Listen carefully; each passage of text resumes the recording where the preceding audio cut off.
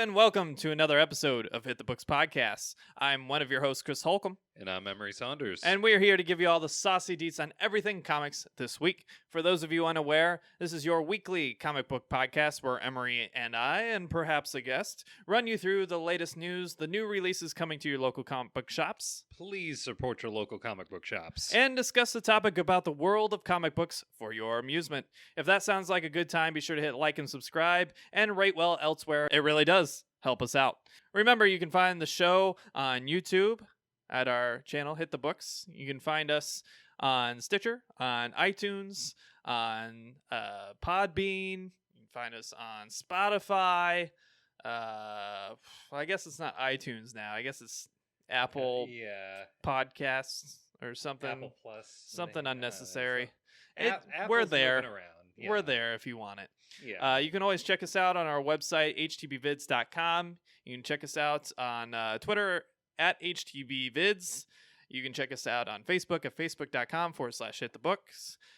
We do have a Patreon that we would happily accept any donations and support from our audience. Happily. Patreon.com/hitthebooks. We haven't updated it in quite a long time, so we will get around to doing that now that the show is back on. As you might have noticed for our longtime fans and listeners, we are in a new studio. We have moved. Yep. It took us a few months here. Basically, we took a summer break and got situated with the new studio, set things up. We're still setting things up, but we got a nicer camera. We updated our mic system a little bit. We got more lights. Got a new location. Emery's got a nice outfit. I mean, we got everything. We're really moving up. Hopefully, this means a better product for you and a more regular product for everyone involved. And of course, be sure to check out our other show, Hit the Mats Podcast, which I host with my brother Dan the Man Maloney. That will also be returning very soon here, so keep an eye out for that. Basically, for those of you unfamiliar with our show, we run you through the latest news, talk about what we've been reading, and then we get into the new releases coming to your local comic book shops this week. We have a new format going forward where Emery will be around to talk about who wins the cover and variant cover of the week, as per usual. However, for the reading of every cover coming to your local comic shops on this Wednesday here, he will no longer be involved for that portion. Just to kind of expedite things, I can kind of record it separately. We don't have to waste a bunch of camera time and recording time and rendering time on getting that done. It'll also help out the show a little bit so people won't have to sit through the reading of all the comics coming this week if they don't want to. So, trying to make a more reasonable runtime. Yeah, it will be still on YouTube for those who want to go and check out what the new releases are.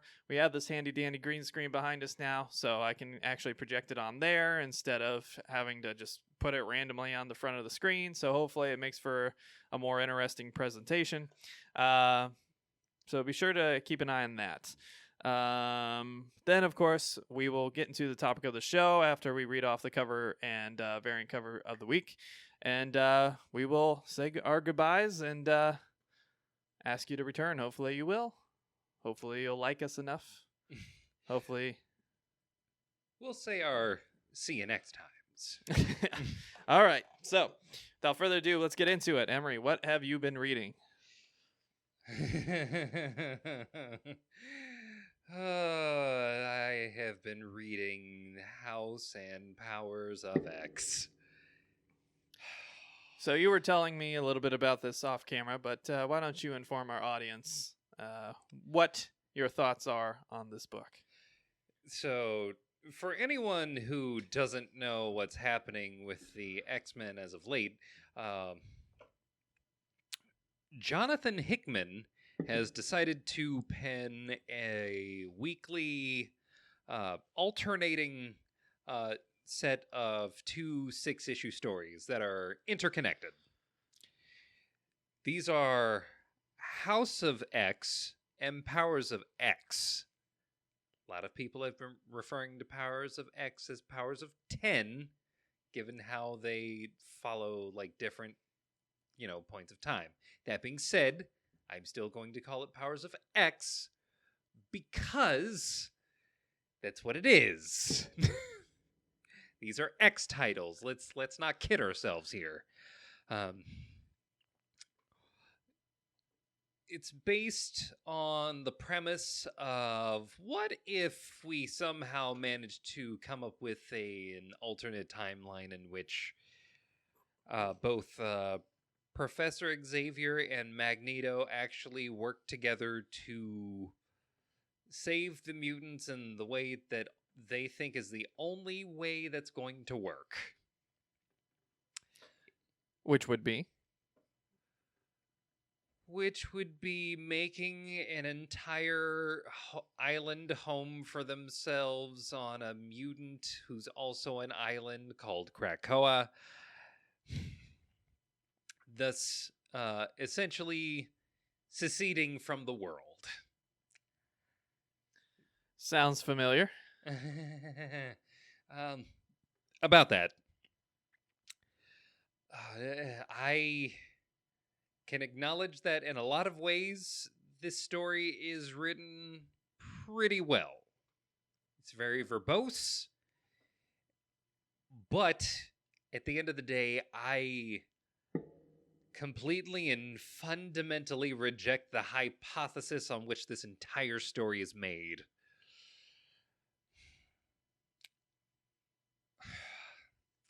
There are a couple of reveals in there. Reveals that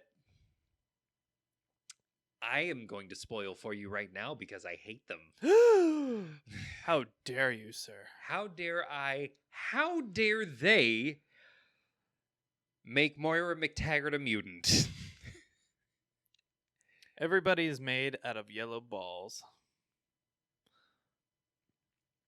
That's the latest revelation that we've gotten for this fucking story. And it's wonderful. No. Mostly because I get a lot of enjoyment out of Emery's misery. Now, for those of you unfamiliar, I am typically more of the DC fanboy. I get a lot of pain in my fandom. It's not to be... Suicide Squad. It won an Academy Award, sir. I don't know if you're aware. For hair and makeup. Oh my God. Yeah, we're gonna go there. You were the one who forced me to watch it. All right, I did. I wanted to just keep on living with my illusion that it was an Academy Award-winning film. It had a wonderful trailer, so clearly it must have been a wonderful movie. I had no intention of seeing it to verify. Right. I forced you to suffer like the rest of us. You sure did, and I hate you for it. So, because he does things like this to me, I especially take glee when his fandom brings him misery as well. Misery loves company, and nobody supplies it better than Marvel and DC. As much as we are positive on the fandom, which is why we continue reading their books and supporting them throughout all of their work, because there is a lot of positive, but it's more funny to focus on the negative. So, carry on, sir. Gold balls. He had blue balls, but now he's allowed to release them. So now he has gold balls. Oh my God. Okay, so the latest revelation is that the X-Men are incapable of staying dead. Good. They're incapable of staying dead because gold balls. Gold balls. Jonathan Hickman went out of his way to turn the balls that Gold Balls makes into eggs. They're eggs. Non-viable eggs that they have to inject DNA into. Hot. They have to get the mutant elixir in order to give it the spark of life. That is how sex works. They have to have the time-bending mutant Tempest age them to the age that they were before they died. And to top it all off, I mean, Proteus warping reality to make the whole thing work. That's whatever. Have it, Hope, the mutant Hope, making all of their powers work to peak performance. That's whatever. Professor X using his Cerebro as a soul save state machine? That's pretty dumb. That's pretty fucking stupid. Yeah, it's pretty dumb. I'm not a religious guy. In fact, I think I'm pretty anti-religious. Maybe not anti-religious, that's a bad word. But as far from religious as you can get without being anti-religious. Right. But even I am like, okay, so souls can be downloaded. That's fucking retarded. Sorry. That's pretty fucking dumb. Yeah, this is like at the core of all of us, there's this, I would argue, innate knowledge that the soul is something that is metaphysical. If you believe in the soul, there is some part of you that believes that there is more to the world than what exists in 3D space real time. Thus making the idea of downloading someone's soul, essentially, or information, or having like constant tabs on someone's soul and life experiences as something you can just save and re-download onto a fresh new fucking body.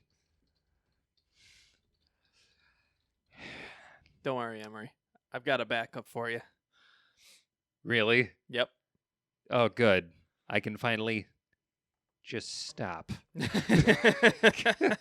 I'll just put the fishbowl on my head, think really hard about those gold balls, and you'll be good. You'll be good, brother. I'm going to put a fishbowl on my head so I can you just stop breathing. That's so goddamn stupid. Yeah, it's pretty dumb.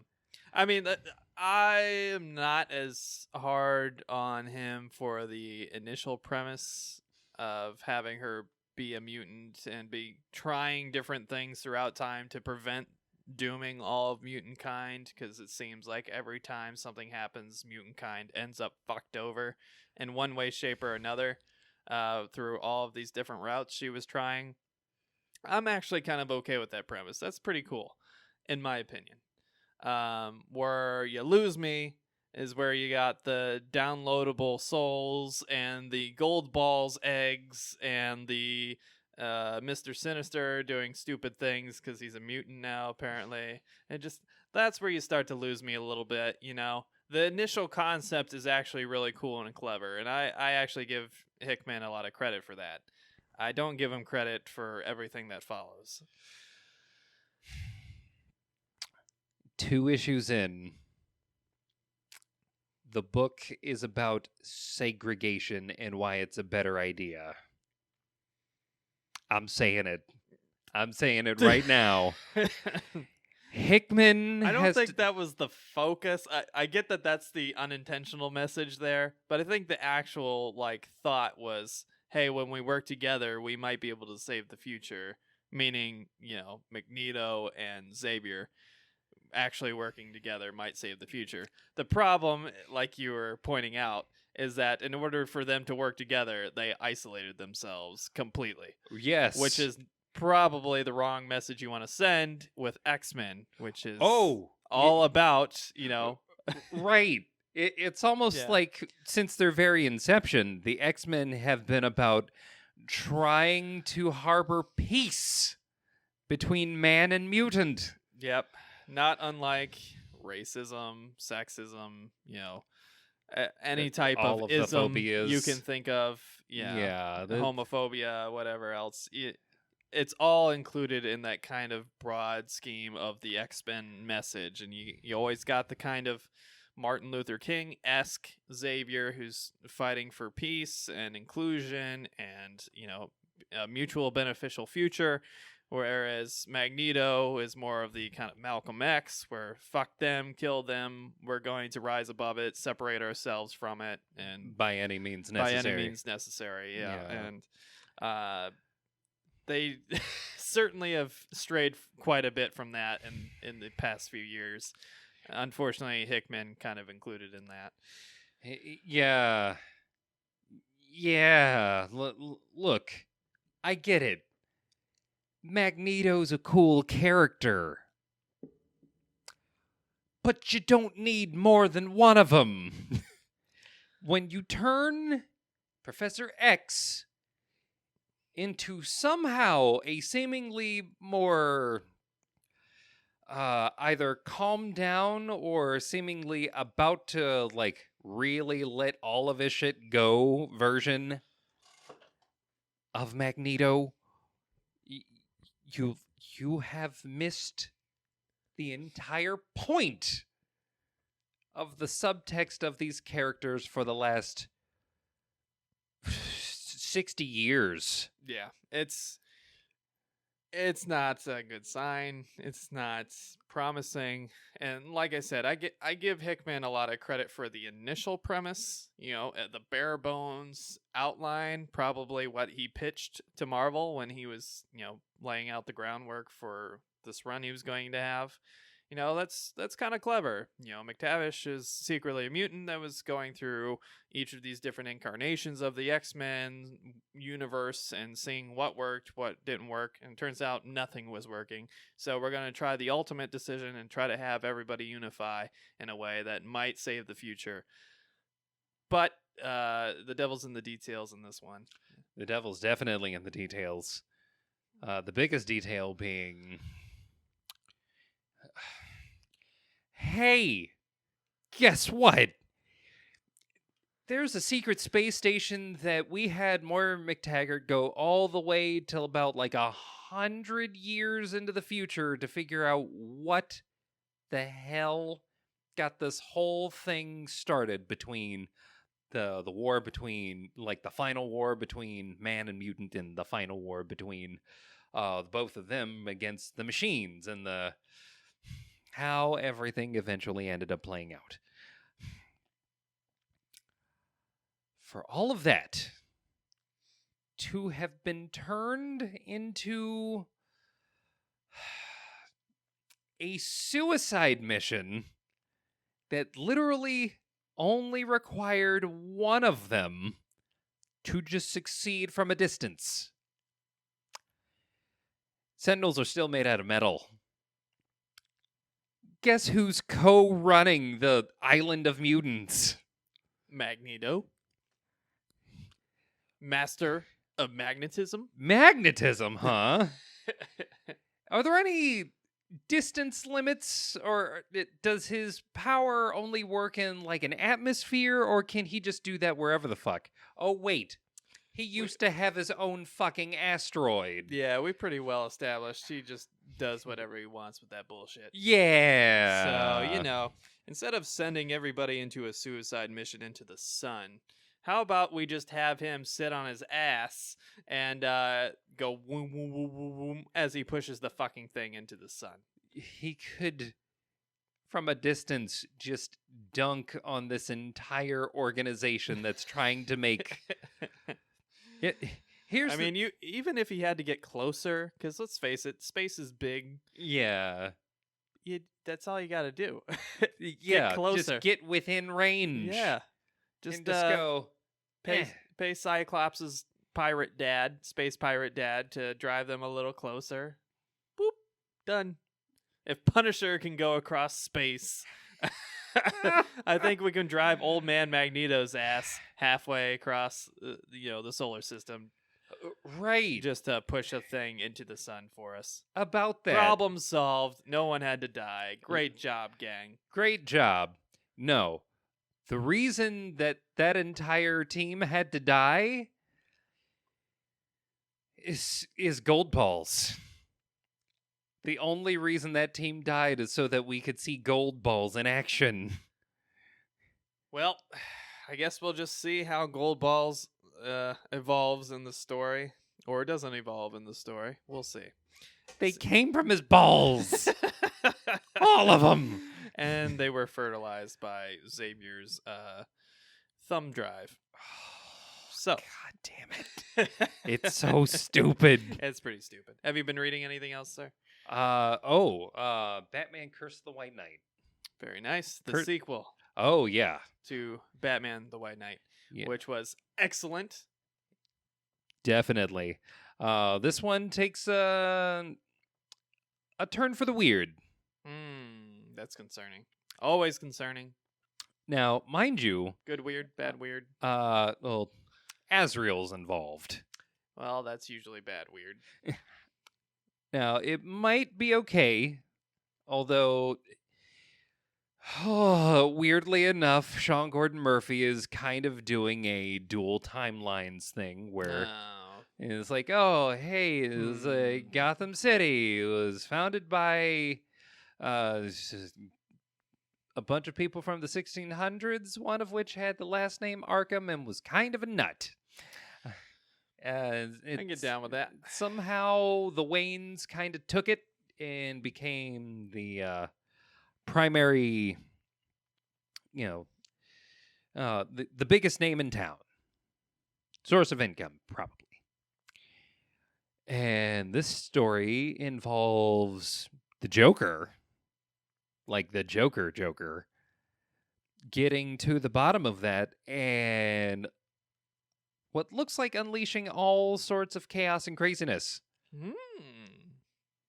The other twist to this is that we are taking the character, what's Azrael's real name? It's like Michael. Some generic white dude name. Yeah, pretty generic. He is, in this case, a war veteran with cancer. And there is something in his brain that has, I'm going to be honest with you, kind of conveniently gone full crusader mode. Okay. I'm with you so far. Now, as you're telling me this, if it was any other writer or creator, I might not be as super into it. But Sean Gordon Murphy, he pretty much proved himself to be the story outstanding with the first run there. So the story still works. I give a lot of benefit of the doubt here. Yeah, it's a little bit of a weird premise, and it's a little out there. But so far, the story still works. Awesome. That's good to hear. I can't wait to get into it. I've been looking forward to it, but I've just been busy, so I haven't gotten too deep into it. I've been playing more catch-up than anything.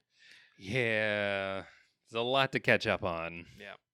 If you haven't read Sean Gordon Murphy's run, Batman the White Knight, please do. It's excellent. Superb writing and artwork. Yeah, it's really cool, really iconic. Probably, it has to be. It's my favorite Batman story, period. I thought there was one gripe that you had with it. What was that gripe? Oh, that they changed my favorite character's backstory a little bit, which I didn't appreciate. But it was fine. They kind of lowered him on the hierarchy a little bit. I didn't say it was my favorite Nightwing story. I said it was my favorite Batman story. So that's fair. I'll give you that. How dare you make him the second son? How dare you? How dare you, Sean Gordon Murphy? But Jason, though. Fuck Jason. Jason's a waste of time. That's why the fans voted to kill him. It wasn't the writers. It was the fans that voted to fucking murder him. Right. God, if only there was a vote for Damian. Yeah. Oof. Yeah, that wouldn't have gone well. I think people have warmed up to Damian, but early Damian, they would have murked that kid right away. Oh, yeah. So like quickly. Super edgy ninja boy. Yeah. But I'm looking forward to reading it. If you haven't read the first run, please do. It's really worth your time. It'll be, if you're a Batman fan, even a little bit, or a Joker fan, even a little bit, Harley Quinn fan, even a little bit, this will be one of your favorite books. It's good. Of all time. It's that good. It really is great. I think it started around like 2016, ended in 2017. Does that sound about right? Roughly. Yeah, somewhere in there. But definitely check it out. So, I haven't been reading a ton of comics, but I have been catching up on one particular comic. I finally got through all the way to the end of that Mr. Miracle run by Tom King, which started very, very strongly and was one of our favorite comics of the year, I believe, a year or two ago. Oh yeah, that Yeah, was a breakout about story. 2 years ago, probably. Um, and unfortunately, I don't think it paid off in the end. I was, you know, I finished it way before you did, and yeah. yeah, The artwork was very good all throughout. So credit to the artist, whose name escapes me right at the moment. Sorry about that. I should know it. I've been reading it, but I can't remember his name. But yeah, the story just kind of it dropped off a cliff about halfway through. And it's not to say it wasn't interesting and the dialogue wasn't, intriguing, but the whole story kind of hinted at this big secret or this big reveal that never quite happened. It was more of just like a flaccid, fart in the wind, ending. And I understand what Tom King was trying to convey with that ending, but it didn't ring true to the character for me. It didn't seem consistent with how the book started at all. it seemed I felt like like several of the issues, I'd say at least half of the issues, were completely unnecessary and didn't need to be there. They didn't add anything to the context of the story or push the story forward. When you did finally get to the end, there some questions were never really answered. Some like a lot of questions that weren't really answered. I mean, there was some issues. I mean, there's some interpretation to be had there, but everything shouldn't be left to interpretation. There should be at least some kind of guiding force into some form of direction, not just like a shotgun ending that just doesn't land anywhere. It's not a big moment. In fact, it's a very boring kind of everyday moment. Nothing really happens in it.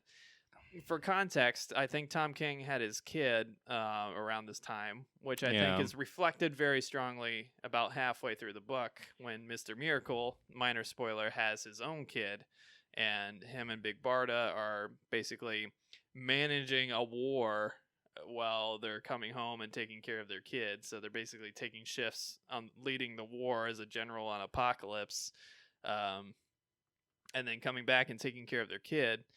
And I don't know if he was just trying to inject a lot of his, world at home into it, but I mean, there was just panel after panel after panel after panel of just useless garbage about the baby and the baby making noises and just like typical parent stuff, like first child parent stuff, which is fine, but it didn't do anything for the story. It wasn't entertaining for me as a reader.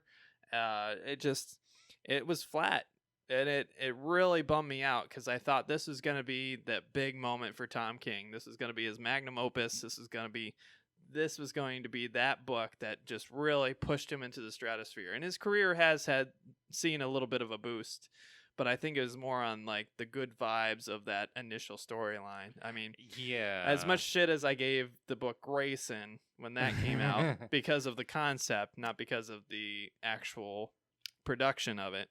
Yeah, you rejected that premise. The entire premise is stupid. Like it's just none of it worked as a premise, and like the character was the wrong character to put in that spot. They should have just made a new character and made it a secret spy character as a new person. They could have just used Midnighter. It didn't. Honestly, it didn't make any sense for Dick Grayson to be this random spy and to pretend like he was dead because Jeff Johns wanted to murder him, and fans were like, "Fuck you! Stop trying to murder Nightwing. He's one of your most popular characters." And he's like, "Well, I don't want to deal with Circus Boy."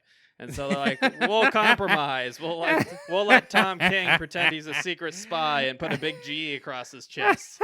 Nobody will be able to figure out who he is when he acts like Batman and has a big G across his chest, despite the entire world knowing who Dick Grayson is now. But, the whole premise was dumb. But the book, the actual dialogue and the stories that were being built into the book and the action and the art was brilliant. The artist on Grayson was top-notch, did a wonderful job. There was actually a lot of intrigue and a lot of cool concepts, and I was like, Tom King, despite the terrible concept that probably was forced more upon him than him actually saying, hey, I want Dick Grayson specifically, Right. I think it worked perfectly well, and I thought it was a really good story, and I was really excited for Mr. Miracle, especially after we read that first issue and saw that big splash page, Oh, yeah. Everybody knows, if you've read that book, you know exactly what I'm talking about. I won't spoil it for you if you haven't read it yet. But, I think back, a couple years ago when we were reading through this together, I kept bringing it up to you. You seemed more hopeful at the time than I was, but I kept telling you I'm starting to think this is getting long in the tooth, and just nothing seems to be happening, and we're just getting the same bullshit every week. And now the baby's here, and it's really like long and drawn out.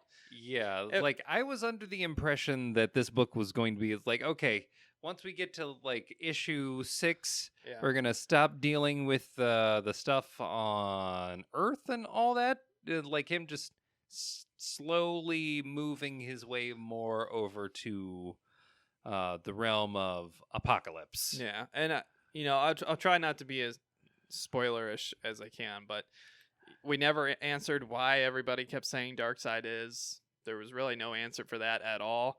None. When Darkseid is relevant in the book, like nothing really comes of it, and the way Darkseid behaves doesn't make any fucking sense. In fact, Darkseid seems kind of fair, which is weird. And not what you want from DC's version of the devil. Yeah, and then you have all of these different like characters appearing. I mean, you get into the weeds with the anti-life equation about how Scott Free's cheating death, but then in the end he decides not to cheat death-ish. It's very convoluted. And again, there's interpretation there. I think what he was trying to convey is he was choosing this, idealized living rather than going back to reality and, quote, escaping the anti-life equation, if that is truly what he was trying to convey. That's my interpretation of it. But it's not satisfying. It's not conclusive. It doesn't seem to go anywhere, and I was just disappointed. I felt let down. I felt like I invested a lot of time and money into these books, and I was very let down by it. Yeah, artists usually only ever get one chance to make something as genre-defining as Watchmen. Usually only once, if that. Yeah. And ever. Especially not with characters like Mr. Miracle, who is very much a fringe character. I know they're trying to make this Eternals movie at Marvel, and they're trying to make this New Gods movie at DC, but those characters have never been interesting. I'm sorry. They're not the ones that sell books for a reason. You got your big bads out of the groups, but that's about it. That's the only time they're relevant. Right. Other than that, nobody gives a fuck about these characters. It's just reality. Right. You can only hope that to be quite honest, making a movie like Guardians of the Galaxy actually works. Yeah. And that was lightning in a bottle. Yeah, it's very rare that you tap into something quite like that. And I thought that Tom King had tapped into Mr. Miracle in that way. Right. But about 4 or 5 issues in, it started getting long in the tooth, and by issue 8 and 9, I was like, "Oh man, this isn't going anywhere, is it?" Tom King hadn't tapped into Mr. Miracle. It seemed like Mr. Miracle had tapped into Tom King. Yeah, it was a very pleasant surprise when it started. Unfortunately, I was disappointed. If you're interested, I would say still read it, just for the sake of getting more familiar with kind of the characters. Yeah. Because it is a good way to kind of dive into the New Gods mythology a little bit. And it is kind of intriguing, and the artwork is very good. So definitely check that out if you have the time. But you might not be satisfied with the conclusion of the book, and if you don't feel like finishing, you probably didn't miss much, to be honest with you. There are some nice shocking moments throughout it. But again, you expected some kind of explanation by the end, and you really don't get anything. So that's that. It hurts. So yeah, I'll leave that one alone. That's pretty much all I've been reading. There are some fringe things that I've been picking up here and there, but those are the ones that are most recent and fresh in my memory. As always, I'm picking up number ones off the shelf and giving them a shot here and there, but none of them have really stuck out to me recently. I'm kind of, we give Image a lot of credit on the show, but I'm kind of disappointed. Image really hasn't caught me with anything this past year, and I mean collective year from 2019 to 2018. They haven't struck me with anything big, and it's kind of bums me out because I mean a couple of years ago, 2 or 3 years ago, I mean every month there was some book coming out and like really catching my interest and really making me want to keep diving into more, but. I feel like all the companies really have a little bit of this going on, but I feel like it's kind of flat, kind of stagnant in the market right now. There's a bit of a lull. So, hopefully there's some remedy to that. Hopefully Sean Gordon Murphy gets things going a little bit again. Let's hope. I know there's, people were excited for Heroes in Crisis, but again, that's another Tom King book. Oof. But again, in my opinion, that didn't really pan out. They have had these Black Label books from DC coming out that, have been pretty interesting and have been pushing things in a different direction. Even if you're not really into what they're producing, it's interesting at least. It's something different, which is kind of nice. Yeah. I do think it was kind of a mistake to get rid of Vertigo and make everything a DC book, despite it not being DC books. I still can't get over that. Because now I think people are confused. They're picking up these books and thinking, oh, this is in the DC universe, but it's not. It's right. So they should have just left Vertigo as a separate label. I know that it was probably a concern for sales, but cost of production, but I don't think it was beneficial to kill Vertigo and just make everything a DC label. It's just my opinion. Take it for what it's worth. Probably not much, but I don't think it was a smart move. Yeah, I agree with you. That's trying to keep things simple and easy to understand for people who are new to comics is what I think these companies would be going for. But it seems as though we are actually watching DC go the other way with trying to do the Black Label things, like basically coming up with their own like rating system. It was like, oh, here we can have the adult books, but over here we can have the books for the kids, and just make it all DC. Yeah. So it's, I do think it was a good idea to split things up between, age levels. So you got the Zoom, which I think is like the kids level, and then you got the main DC line, and then you got the Black Label for adults. That is a good idea. Yeah. What I don't think killing Vertigo and integrating it into the Black Label books was a good idea, though, because now there's no separation mentally for consumers. They see a DC label on it, they're going to assume that's in the same universe. DC and Marvel, and they're not like something like Image or Dark Horse. When you read a Dark Horse book, that it's not necessarily going to be in the same universe as the other Dark Horse books. Right. Image, you read an Image book, it's not going to be in the same universe as these other Image books, most likely.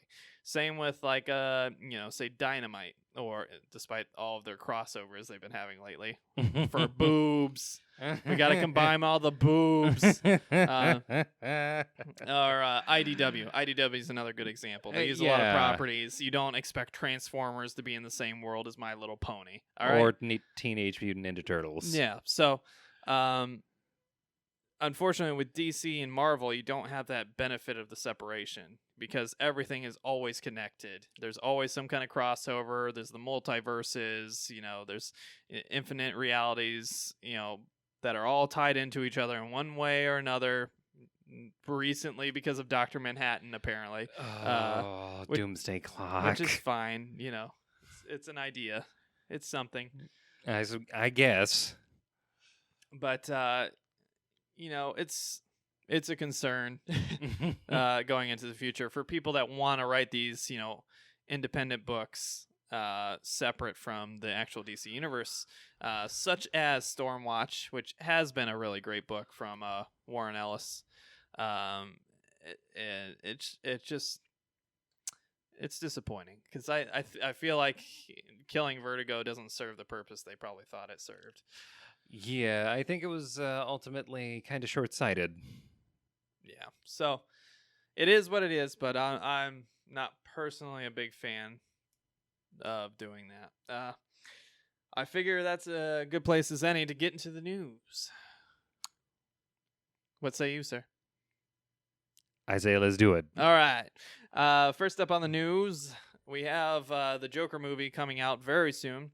October 4th is right around the corner, and it is receiving a lot of positive reviews. In fact, it's getting some Oscar-worthy buzz, which is very interesting. We might have a second Joker win an Oscar. And based on the previews I'm seeing, it might be worth it. Well, I guess third Joker if you want to count makeup. Oh no! Yeah. I'm not gonna give that to them. Nope. But the movie, based on the previews alone, looks really, really cool, and I am really excited to see it. To be honest, it's an R-rated movie, which is a risk that DC rarely takes, If ever. Warner Brothers in general. Yeah. Which is awesome, and I hope it pays out for them.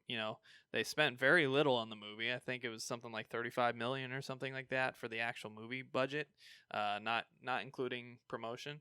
So they got a ton of money saved up to promote the movie and make a pretty good profit on it. I hope it pays off for them, much like Deadpool did, because you just have kind of the perfect situation. You have this kind of almost fringe actor that's been kind of out of the limelight, self-chosen exile from mainstream Hollywood. Yeah.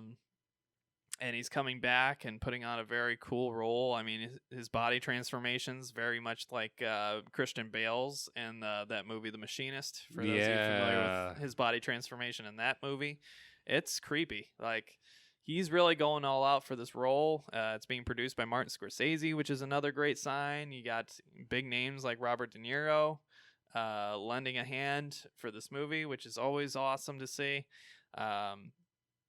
I love the setting. I like how it's kind of a 70s-ish environment, probably late 70s, early 80s maybe, environment.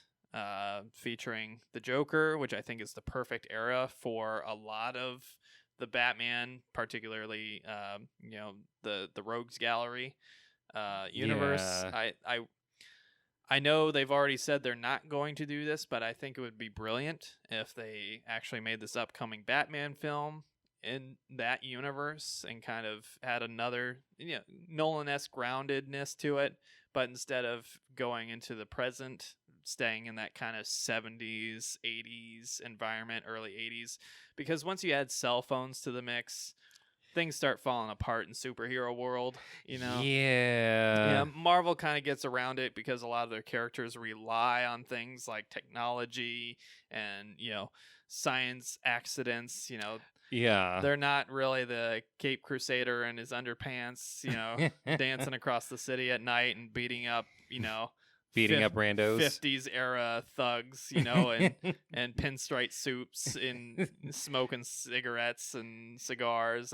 It's just not gonna get me, copper. Yeah, it's unfortunately, as much as we love it in the comics, it doesn't make a whole lot of sense in the present day environment. Oh yeah, no, because that's just not what crime is today. Yeah, no, Batman, while cool, really doesn't make sense in the modern day. Yeah, and there are rumors about this upcoming movie, this Batman movie, being more noir and maybe not being set in the present, which is a good thing. But I think would prefer the 90s. I think it's a mistake to say, oh, it's not going to be related to the Joker universe at all, especially if it's a big hit.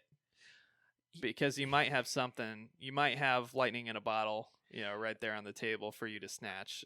Right. I think that if for some reason they commit to the two being separate, that might be, I don't want to say it's an ego thing, but I could easily see it being like a director wanting to keep his thing untouched or tarnished by being included in a shared universe that he doesn't really agree with. Yeah. So it's going to be interesting. I really hope it is good.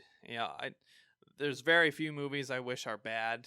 There's one coming up that I hope is bad, and I hope people don't see, which we'll get to in the next news item.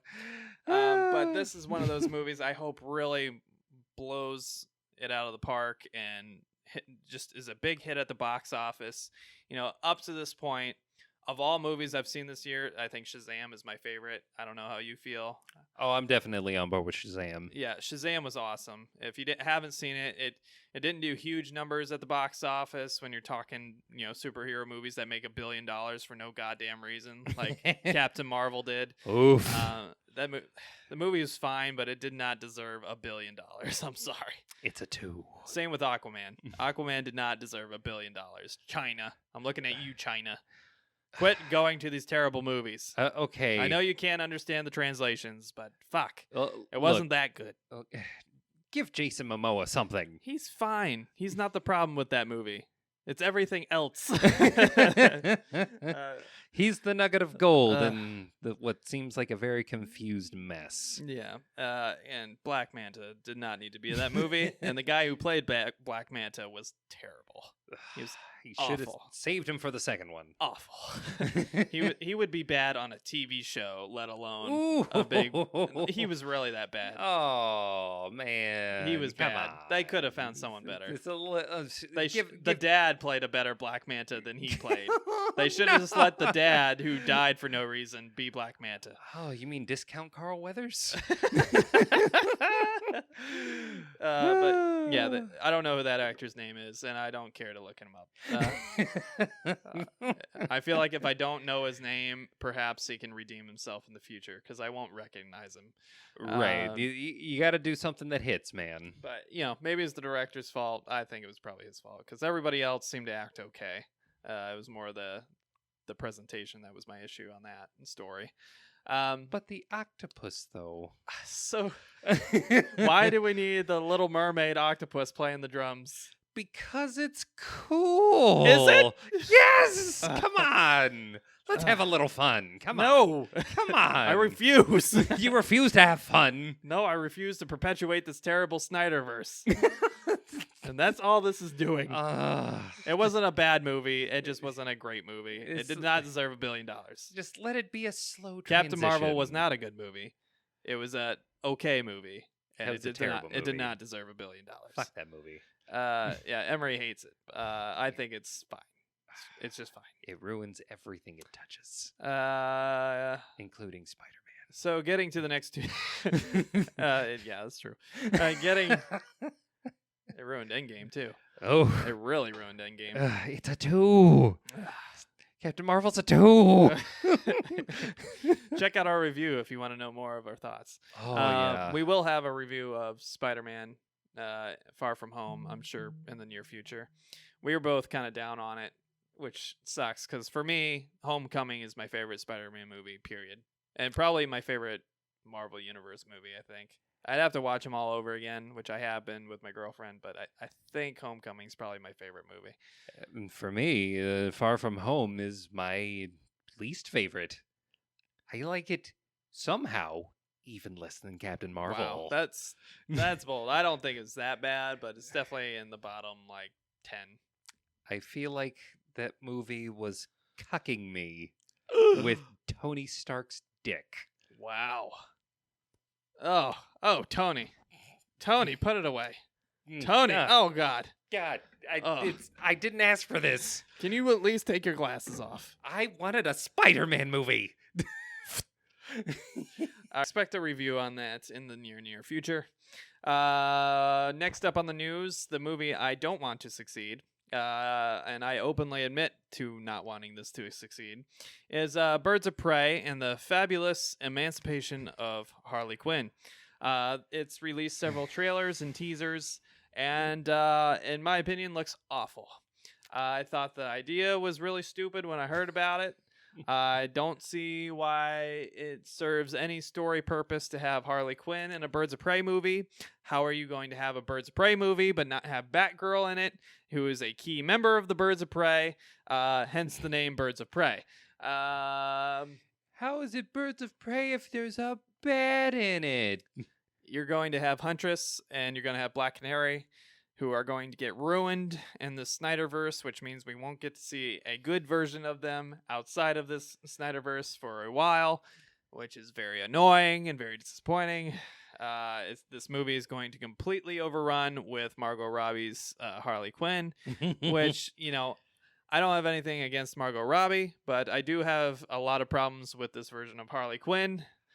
If you're gonna make a Harley Quinn movie, why don't you just call it a Harley Quinn movie? That would be appropriate. I wouldn't be so against this movie if you just made it a Harley Quinn movie.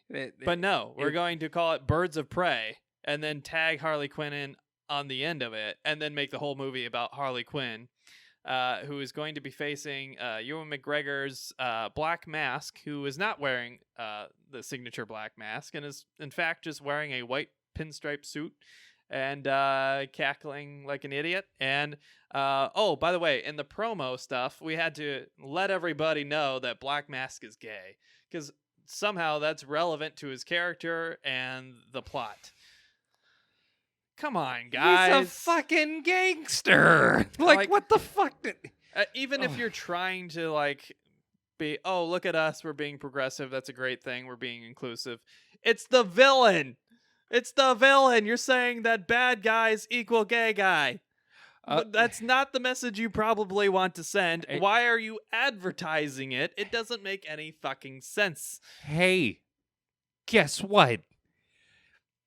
There's already a character who's a part of the LGBTQ community in that entire cast. Her name is fucking Harley Quinn! Yeah. This would have been, if you're gonna make it about the emancipation of Harley Quinn, I hate that tag, how about you introduce Poison Ivy? Yep, problem solved. Look how progressive you are. Great job. Applause around everybody. You did a great job. How did we take this character that would have been perfect to actually, we've actually written stories about her being bi at the very least, in some cases just straight up lesbian. We're going to make sense because Joker, but whatever. Yeah, we're going to completely gloss over that and maybe not even touch on it at all, and instead, Black Mask. Well, why not Black Mask? Why can't he be into dudes? You know who I really feel sorry for? I really feel sorry for Ewan McGregor because he is a legitimate great actor. But he just keeps shoving himself into these terrible movies. He's got to get a new agent or something. I don't know if he's a DC fan, but if he is, he should have chosen a different movie. Asked to be in the Joker movie. Asked to be in the James Gunn Suicide Squad movie. Maybe that'll be better. I probably not, but not that it can be worse than the previous one, but.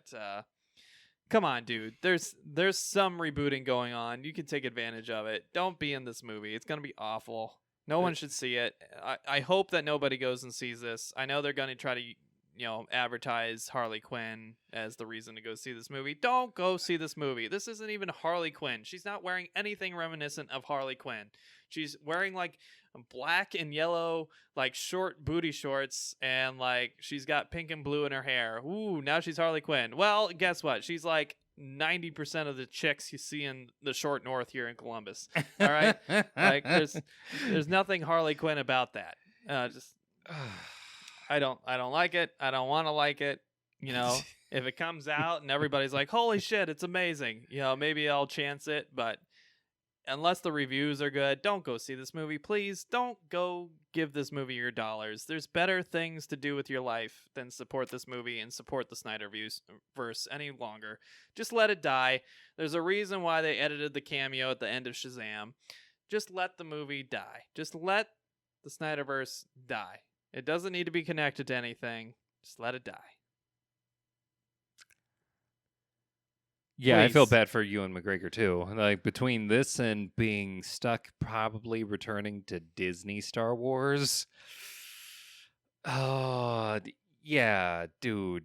You gotta get some kind of contract where you actually get to choose after you read the script. You know what really annoys me? We're wasting Idris Elba on the next Suicide Squad movie, Oh, who is also going to star Margot Robbie's Harley Quinn. hey, Stop. guess what's probably a bad sign for this movie? Pete Davidson. I have no idea what Pete Davidson from SNL is doing in this movie at all.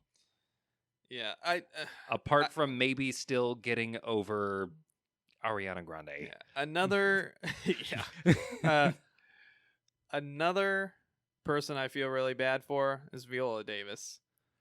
Viola Davis. You mean the one good actress in Yes. that entire like ensemble? Yes, because she plays the role perfectly. She is the perfect person to play her character. Is Amanda Waller. And the problem is we can never use her again because she's already in the Snyderverse. And if you try to transplant her, like they're trying to do with Margot Robbie, and they're probably going to try to do with Jason Momoa, it's going to be confusing to everybody involved, and no one's going to buy it. They're making this Ezra Miller Flash. Please don't. I really genuinely hope this Joker movie makes a lot of money, along with Shazam, and they see, oh, we can invest a lower amount of money. We don't have to invest $300 million in CG bullshit effects and bad writing and stupid eye-winking moments for the audience and playing catch-up with Marvel. We can just make good stories and good movies at a low budget and make a really nice, profitable return on it. That's what I hope they realize with Joker. And if Harley Quinn does really well after the Joker movie, it's going to shit all over that message. And unfortunately, we need people to vote with their wallets. The downside to that is that China doesn't really vote with their wallet. There's 1.2 billion people in China, something like that. Maybe I'm thinking of India. It's a lot of fucking people. And they have a lot more money than they used to across the average citizen. And when you're translating shit, just like with us, Americans watching anime, like we don't care that the pronunciation and the voice acting is ridiculous and over the top because it's all translated and we give it the benefit of the doubt. Right. It's the same thing with our movies. They see big, pretty CG-filled action flick. They don't care what they're saying. They just take the translation at face value and say, hey, they're just emoting like they would if they were in America. Yeah. So I really hope this Emancipation of Harley Quinn movie doesn't make a lot of money, and I hope none of you see it. I'm not even going to tell you when it comes out because I don't want you to see it. Next up on the news, we got a lot of the details on the Disney Plus app that is going to slowly devour the world. Disney Plus is announced several superhero shows. Those shows include Falcon and Winter Soldier, Loki, Hawkeye, WandaVision, She-Hulk, Moon Knight, Miss Marvel, and Marvel's What If. There are also 2 documentary series. One's going to be kind of a behind the scenes of the movies, kind of showing you how they made the movies, what was going on behind the scenes, what the actors were doing. And then the other one is going to be a show about kids being inspired by superheroes to do great things in their communities. Great. For what that's worth. I'm sure everybody will watch that. It makes a good YouTube video. Probably not a great full-length documentary. But yeah. So small details on what we've got so far. Falcon and Winter Soldier is going to take place after the events of Endgame. And as you would probably guess, it's going to be Winter Soldier and Falcon working out how to work together post Captain America deciding to hang up the shield, more or less. Will not spoil the end of Endgame, but you've probably seen it by now. Captain America, safe to say, is out of action for the foreseeable future. Loki is apparently going to be a history-hopping kind of fray where Loki goes around manipulating different things in different time periods and different actions and playing around and being the general charming asshole he can be. You know what that sounds like? Marvel's version of Quantum Leap. Great. It doesn't make a lot of sense, but all right. You know, they've admitted there's a multiverse now, so you know. Yeah. Fuck it. Next up, we have the Hawkeye show. This show is going to focus on Hawkeye grooming the next generation of Hawkeye. What's her name again? Always escapes me. Kate Bishop. Kate Bishop. Thank you. Yeah, Kate Bishop is going to be groomed on the show by the current Hawkeye. Then we have WandaVision, which is not going to be like, you know, pre-Endgame stuff like I thought it might. It's actually going to be a post-Endgame show where Wanda is just doing things. And based on the name of the show, I'm assuming she's going to be searching for a way to revive Vision in some way, shape, or form. We'll see how that goes. From the still shot or the image that they posted, it looked pretty Dick Van Dyke, which I can only assume means that there's going to be some we're going to get really into her powers, I think, with this one. Yep. So we'll see how that turns out. Could be great, could be meh, who knows. We haven't really gotten many details on She-Hulk, Moon Knight, and Miss Marvel. They're pretty far out in production, according to the press conferences they had at their convention there. And then Marvel's What If is just going to be an amalgamation of what if things went in this direction during these events and this timeline and this actor, actress's portrayal of such and such character. So that'll be interesting. If what if comics are fine because they're usually one issue and it's like, oh, that was cool to see that character do this thing and this outfit and, you know, have things portrayed this way. Right. I don't know if it's going to work for a TV show, and you're paying these actors and actresses to play the roles they've been playing in the movies. Apparently it's going to be animated. Oh, really? Yeah. Wow, that's even worse. So I did see like still shots of what's Captain America's girlfriend? Peggy. Peggy, thank you. Peggy Carter, you know, in her classic outfit from the 40s. Yeah. Doing her thing as kind of promo footage for this, but maybe it wasn't footage at all. Maybe it's just a still shot because they hadn't made any animation yet. So, right. You know, take everything with a grain of salt. That's what they're doing. Now, Disney is clearly shelling out a lot of money because these are, in a lot of cases, you know, A-tier actors and actresses that are very much in demand right now, and they're getting paid a shit ton of money to play a streaming television show character. We keep giving them money, so I guess it tracks. And, you know, Disney is on its journey to murder the rest of the media market and devour it. Which, you know, could be concerning. It's definitely concerning for me. But we'll see what develops from that. Spoiler for our topic of the show today. We might just be getting into that. So I'll leave that where it is, and we'll jump into the next topic. Speaking of conflicts that may brew in the market, we have the breakup between Disney and Sony. They had a nice little union going on, shaking hands, agreeing to share the money for Spider-Man and the 2 movies we got, 3 if you count Civil War, more if you count Infinity War and Endgame. Yeah. That's 5 movies total. Basically, Sony agreed to let Disney use the Spider-Man property again to produce these movies.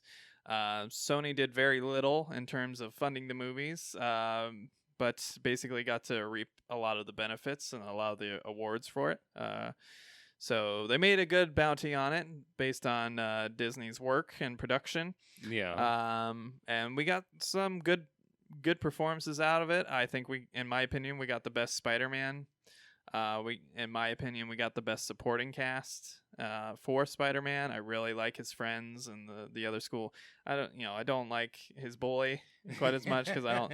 Everyone has an issue with Flash. I don't think it was a very good Flash or portrayal of a version of Flash. I get what they were aiming for, the kind of new age, where it's more bullying through the digital platforms and social media than actual bullying. This is what a bully looks like today. Yeah, it's okay. I'm pretty sure he's still a dweeb. Yeah. I'm pretty sure if he was in high school, he would still be a dweeb. Yeah, that bully would have his own bully. I don't know. Maybe I've been out of school too long, but I would assume he would still be a dweeb. Yeah. So I didn't buy into that, but I did enjoy everything else. I really, really love Homecoming, as we previously established. I really liked him in Infinity War, and my God, that death squeal in Infinity War. God.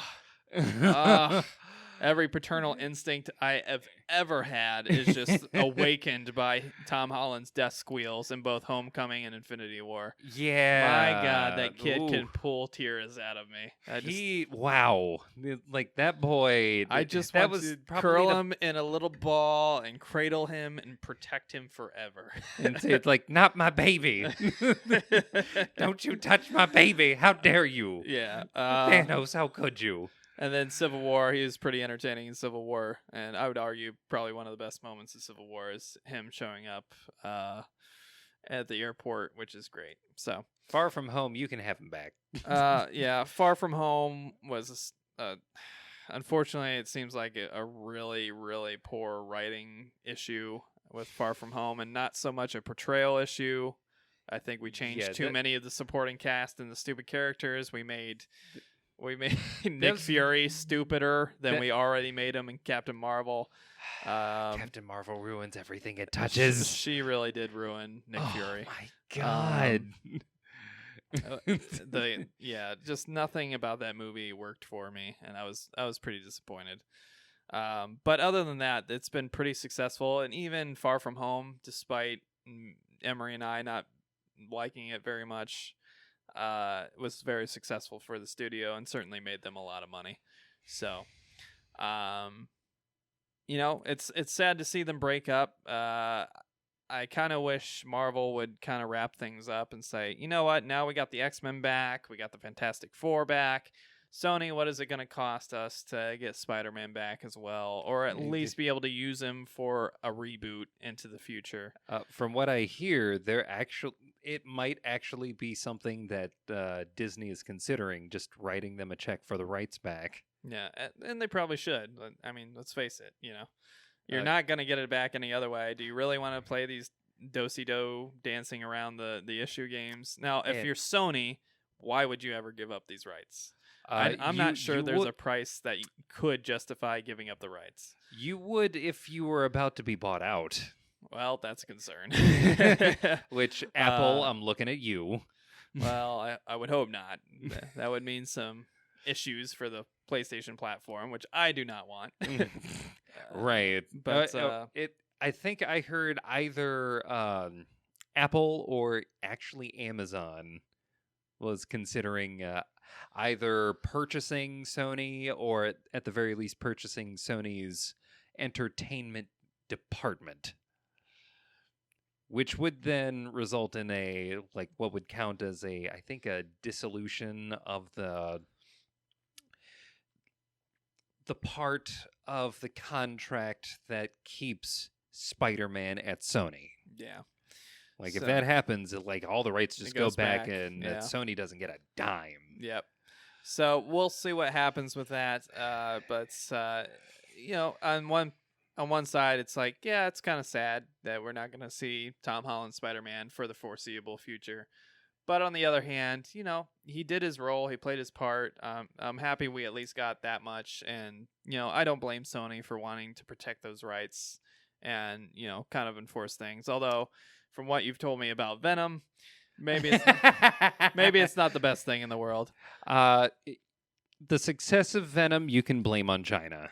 Thanks, China. China. I'm saying it right now. In terms of superhero movies, the Venom movie is right up there with The Room. Wow, that's rough. I'm just saying. I haven't seen it yet because Emery hated it, and Mo- usually Emery's right. But most of that movie is Tom Hardy grunting weirdly and putting things in his mouth weirdly, brother, yes. and then kind of talking The to symbiote. rolling down the street like a turd in the wind. God, it's awful. Awful, right? Turn the Wind should have clued everyone into the movie you were watching. Yeah, it's pretty bad. Next up on the news, Robert Pattinson, famous for his role in Twilight as the sparkling vampire, has been cast as the new Batman. Ooh, he's double dipping. He's double dipping in bat roles.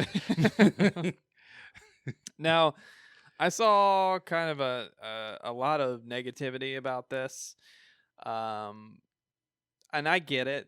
You know, your brain associates him immediately with this kind of sparkly vampire, tween romance. We're associating thing. him with the biggest thing that he's ever done. And I get it. It's understandable. But he's not a bad actor, He's been earning indie cred. He's made some good films. He's done some good things. Now, my concern is more about his jawline in that cowl. Because when you're in that cowl, like, really, if you got a very feminine, pointy face, it's not going to look right. His jaw's actually pretty square. Is it? I don't think so. Compare Affleck's chin to his chin. Come on, man. He has like a 5-year-old's chin. Okay, that ain't gonna show. To be fair, it's unfair to compare anyone's chin to Ben Affleck. Let's be real. The butt chin, glorious butt chin. That was the only reason that Snyder was anywhere interested in doing anything DC. He wanted to eventually get to Batman and show off that fucking chin that Ben Affleck has. Now, in all fairness to Robert Pattinson, Christian Bale doesn't have a big chin either. Not even a little. Quite frankly, he looked pretty scrawny in that bat outfit. Now, he's supposed to be a ninja, so it kind of works, but he was not the most intimidating dude in the world. He had the physicality of a Robin. Yeah, he really did. I'm saying it right now. He did. As jacked as he tried to be, he just didn't quite He had cut the physicality of Tim Drake Robin. He had the physicality of me, which is concerning, to say the least, when you got like, Batman. Then we went into the exact opposite extreme with the Snyderverse, where we had ridiculous fat Bat who...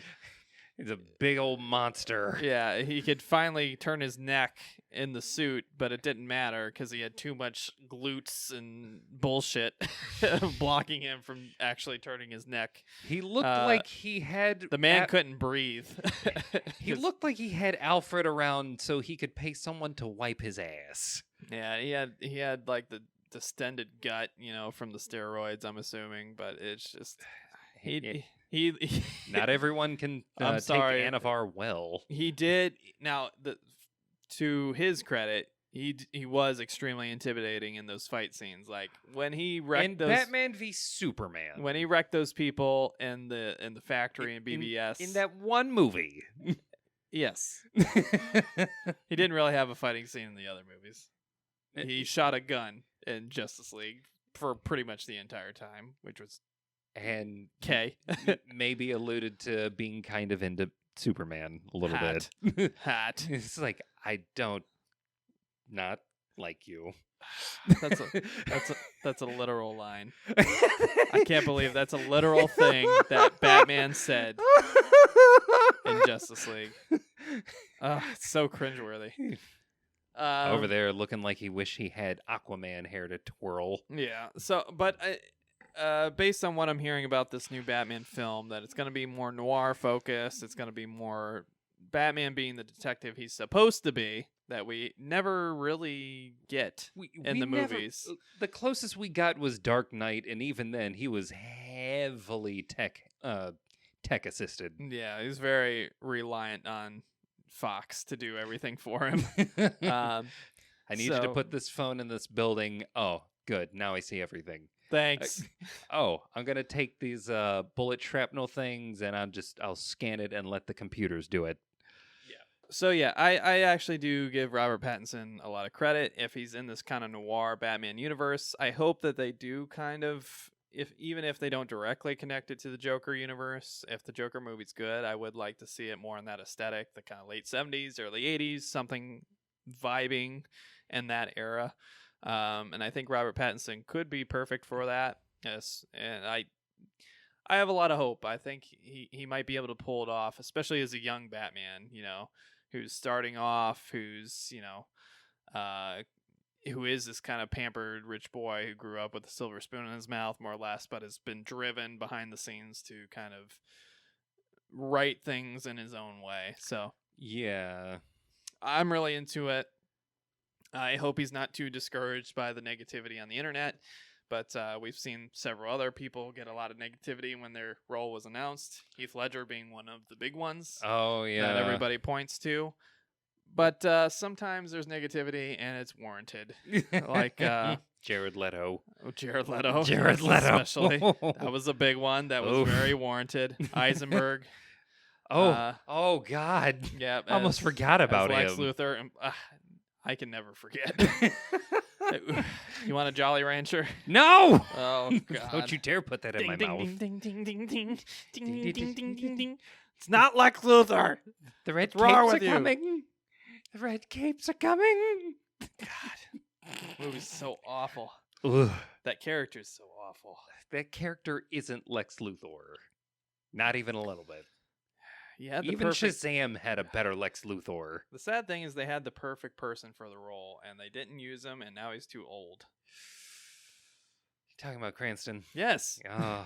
Bryan Cranston would have been perfect. He had all the hype. He had just gotten done with Breaking Bad. He had an open schedule. Everybody was already totally sold on him being bald. He's perfect. He's perfect. And you didn't use him. Nope. Instead, you went with Eisenberg being kind of Jokerish bullshit Lex Luthor who sucks at his job. Maybe Walter White didn't want to be bald anymore. I'm pretty sure he wanted to do it. I'm pretty sure he literally asked WB to give him the role. Wait, what? Yes. What? He said it across the news, across the media. And they said no? No, because they wanted their new version of Lex Luthor that no one was going to see coming. Oh my God, they were on coke on that one. Oh, they were definitely on coke. They were on coke for a lot of these decisions. And I blame Zack Snyder for a lot of them. Although, WB is notorious for having insane producers that ruin everything. So, Yep. Kevin Smith has some pretty funny stories about it. If you feel like checking those out, Wild Wild West might be a good example of why a certain Superman movie was not made. Now, to be fair to that movie, I like that movie. What? Yes, I love that movie. I embrace all the ridiculousness. I love Will Smith, and I enjoy that movie.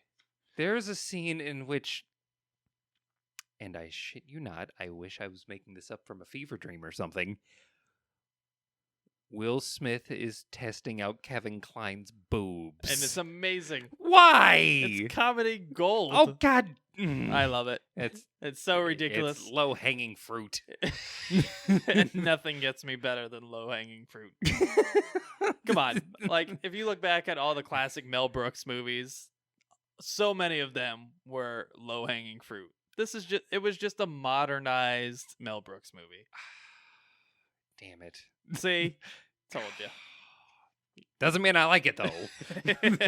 I like it. I'll let you have that one. Next up on the news, we got some information on the New Gods movie that Warner Brothers is trying to produce.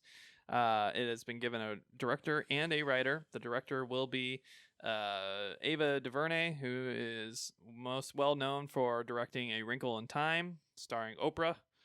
And then writer Tom King, who we have talked about a lot today. So that movie's going to tank. Well, it's going to be depressing. We know that much. It might be great, but it's going to be depressing, guaranteed. Is Oprah going to show up as God again?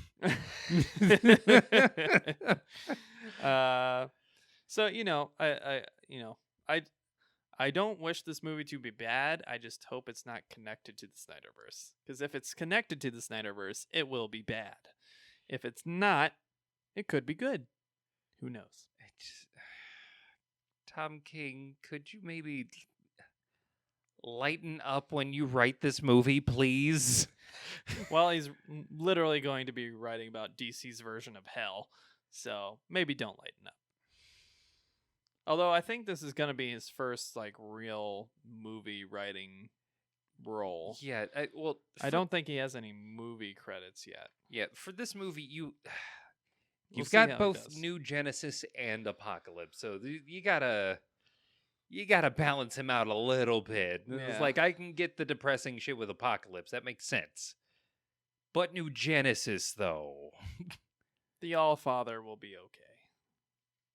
probably the All Mother by the time we get to it. Hot. I'm just saying. If Ava DuVernay casts Oprah Winfrey again in what would basically be the same fucking role, I'm calling it now. That's fine. She'll probably give out some stuff. That'll be fun. Although You get a new guy. I'm not really You get a sure new why guy. Oprah is starring in anything anymore. She's one of the richest people on the planet. She's worth tens of billions of dollars. Why is she starring in movies? What do rich people do when they have more money than they need? I don't understand what the motivation is. The answer is whatever the fuck they want. Unless she was just a really big fan of A Wrinkle in Time and just really wanted to play that specific role. Or Ava DuVernay maybe had something on her. Is like, look, I need you to be in this movie. I got some shit on you, and I need you to be in this movie. I was there for one of your coke fever dreams, all right? I need someone to fund me.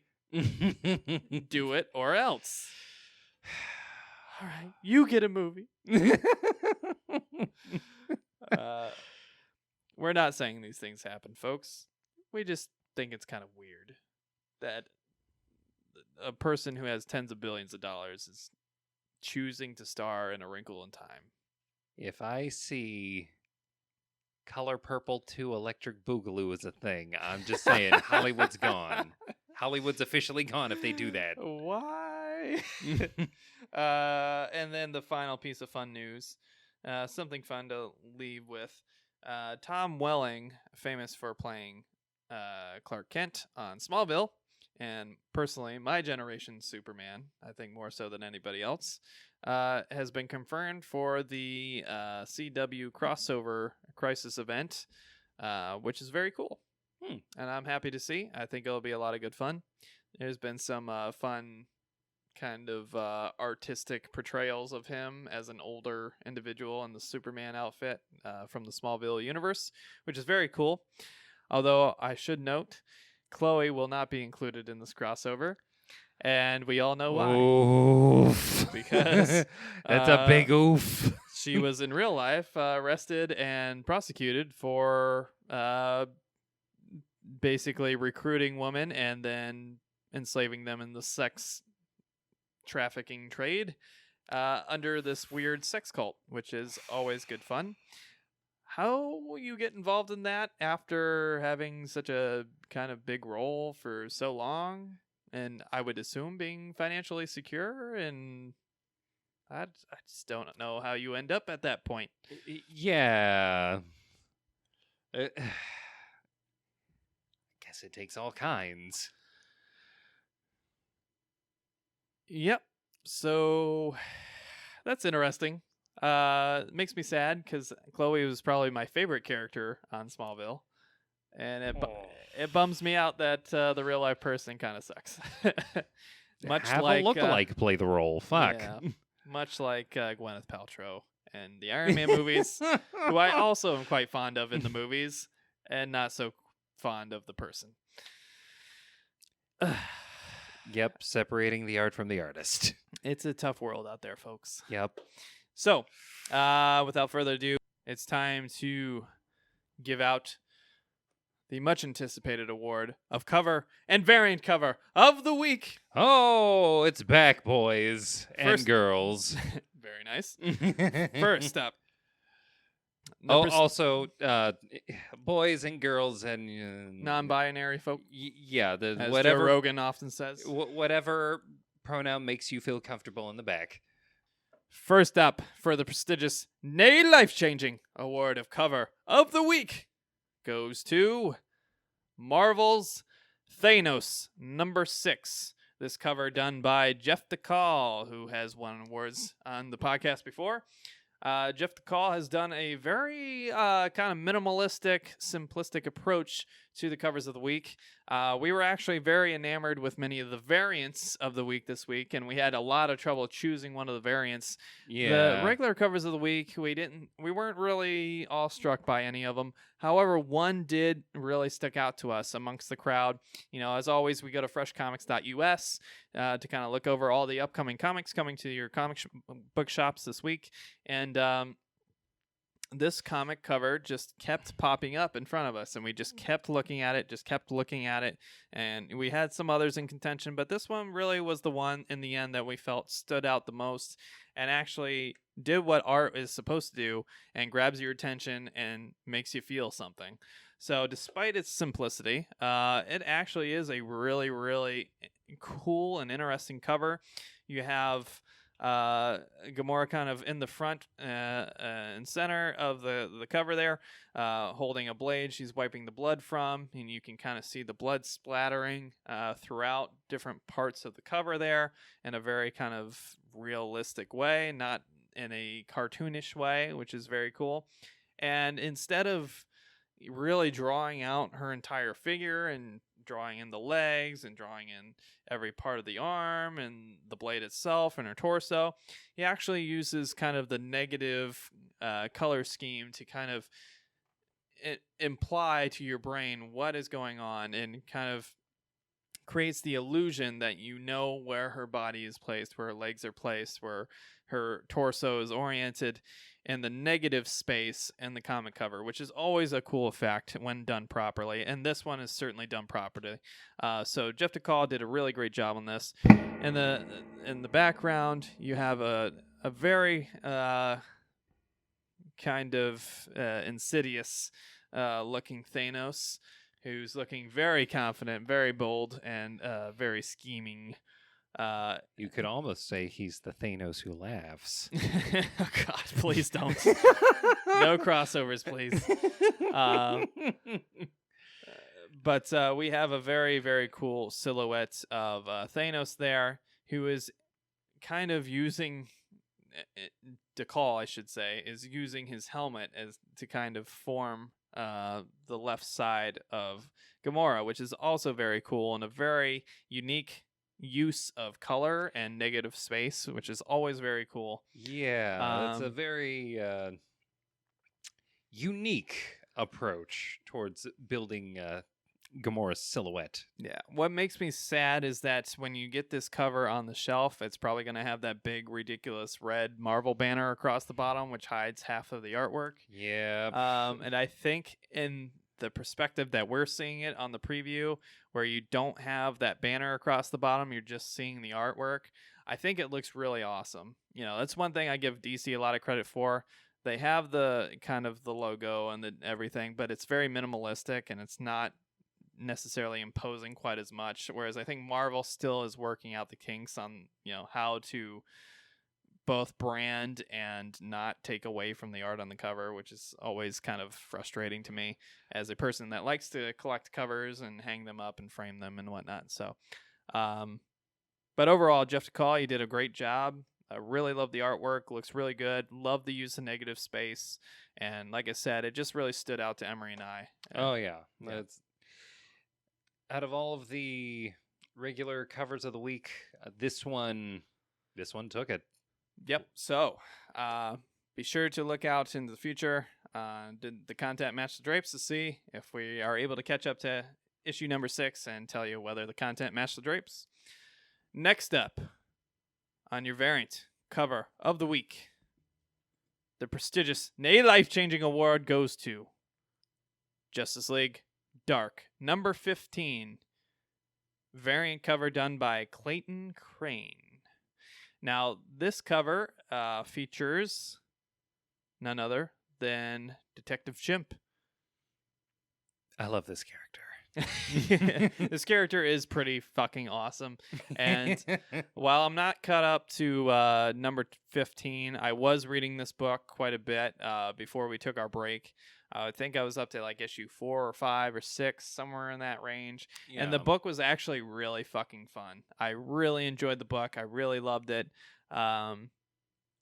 If you're into these fringe characters, the Justice League Dark books are definitely for you.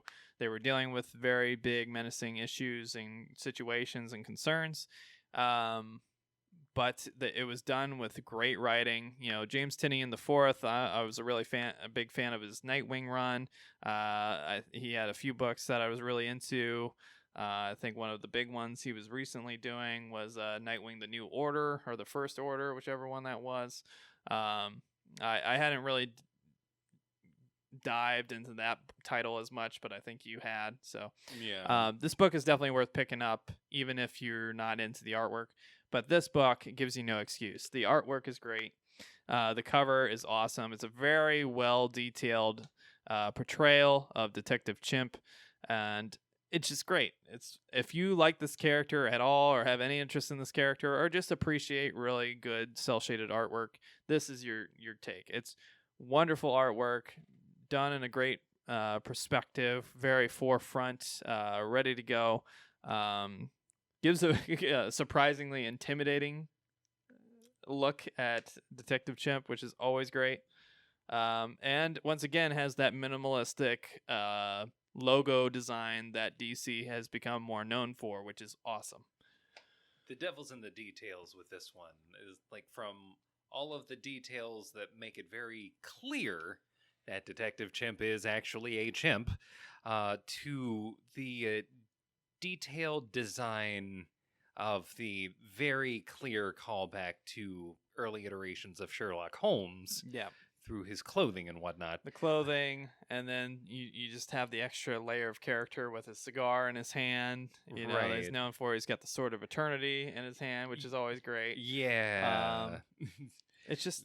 There's so much happening while leaving it to where it seems like there's enough to leave you wanting to open this book and see, what the hell is Detective Chimp doing with all of this and looking amazing? Yeah, it's a great piece of art. So big props to Clayton Crane. You made a wonderful cover that we really, really love, and we'll probably get. I'm, speaking for myself, but we'll probably pick this one up, and I will be catching up on Justice League Dark. So I would assume in the very near future episode of Did the Content Match the Drapes, we'll get into whether this did or not. I think it probably will. Oh yeah. Now, there were some comic book covers that we wanted to give shout-outs to, some positive, some negative. So we're just going to mention them on the show. It's not really an award, but we just thought it would be... They were so important to bring up that we felt we had to, regardless of whether they won an award or not. These are what we're going to call honorable and dishonorable mentions. There are definitely dishonorable mentions here. Now, it's not dishonorable because the artwork's bad. It's dishonorable because of what's going on. So, first up, this one is an honorable mention. This one, Emery and I went back and forth on whether to make it the variant of the week. In the end, we decided to go with the Justice League Dark 15 by Clayton Crane, the Detective Chimp, over Batman Curse of the White Knight issue 3, the Gordon variant, which is just an awesome portrayal of Sean Gordon Murphy's art style, an incredible rendering of who Gordon is.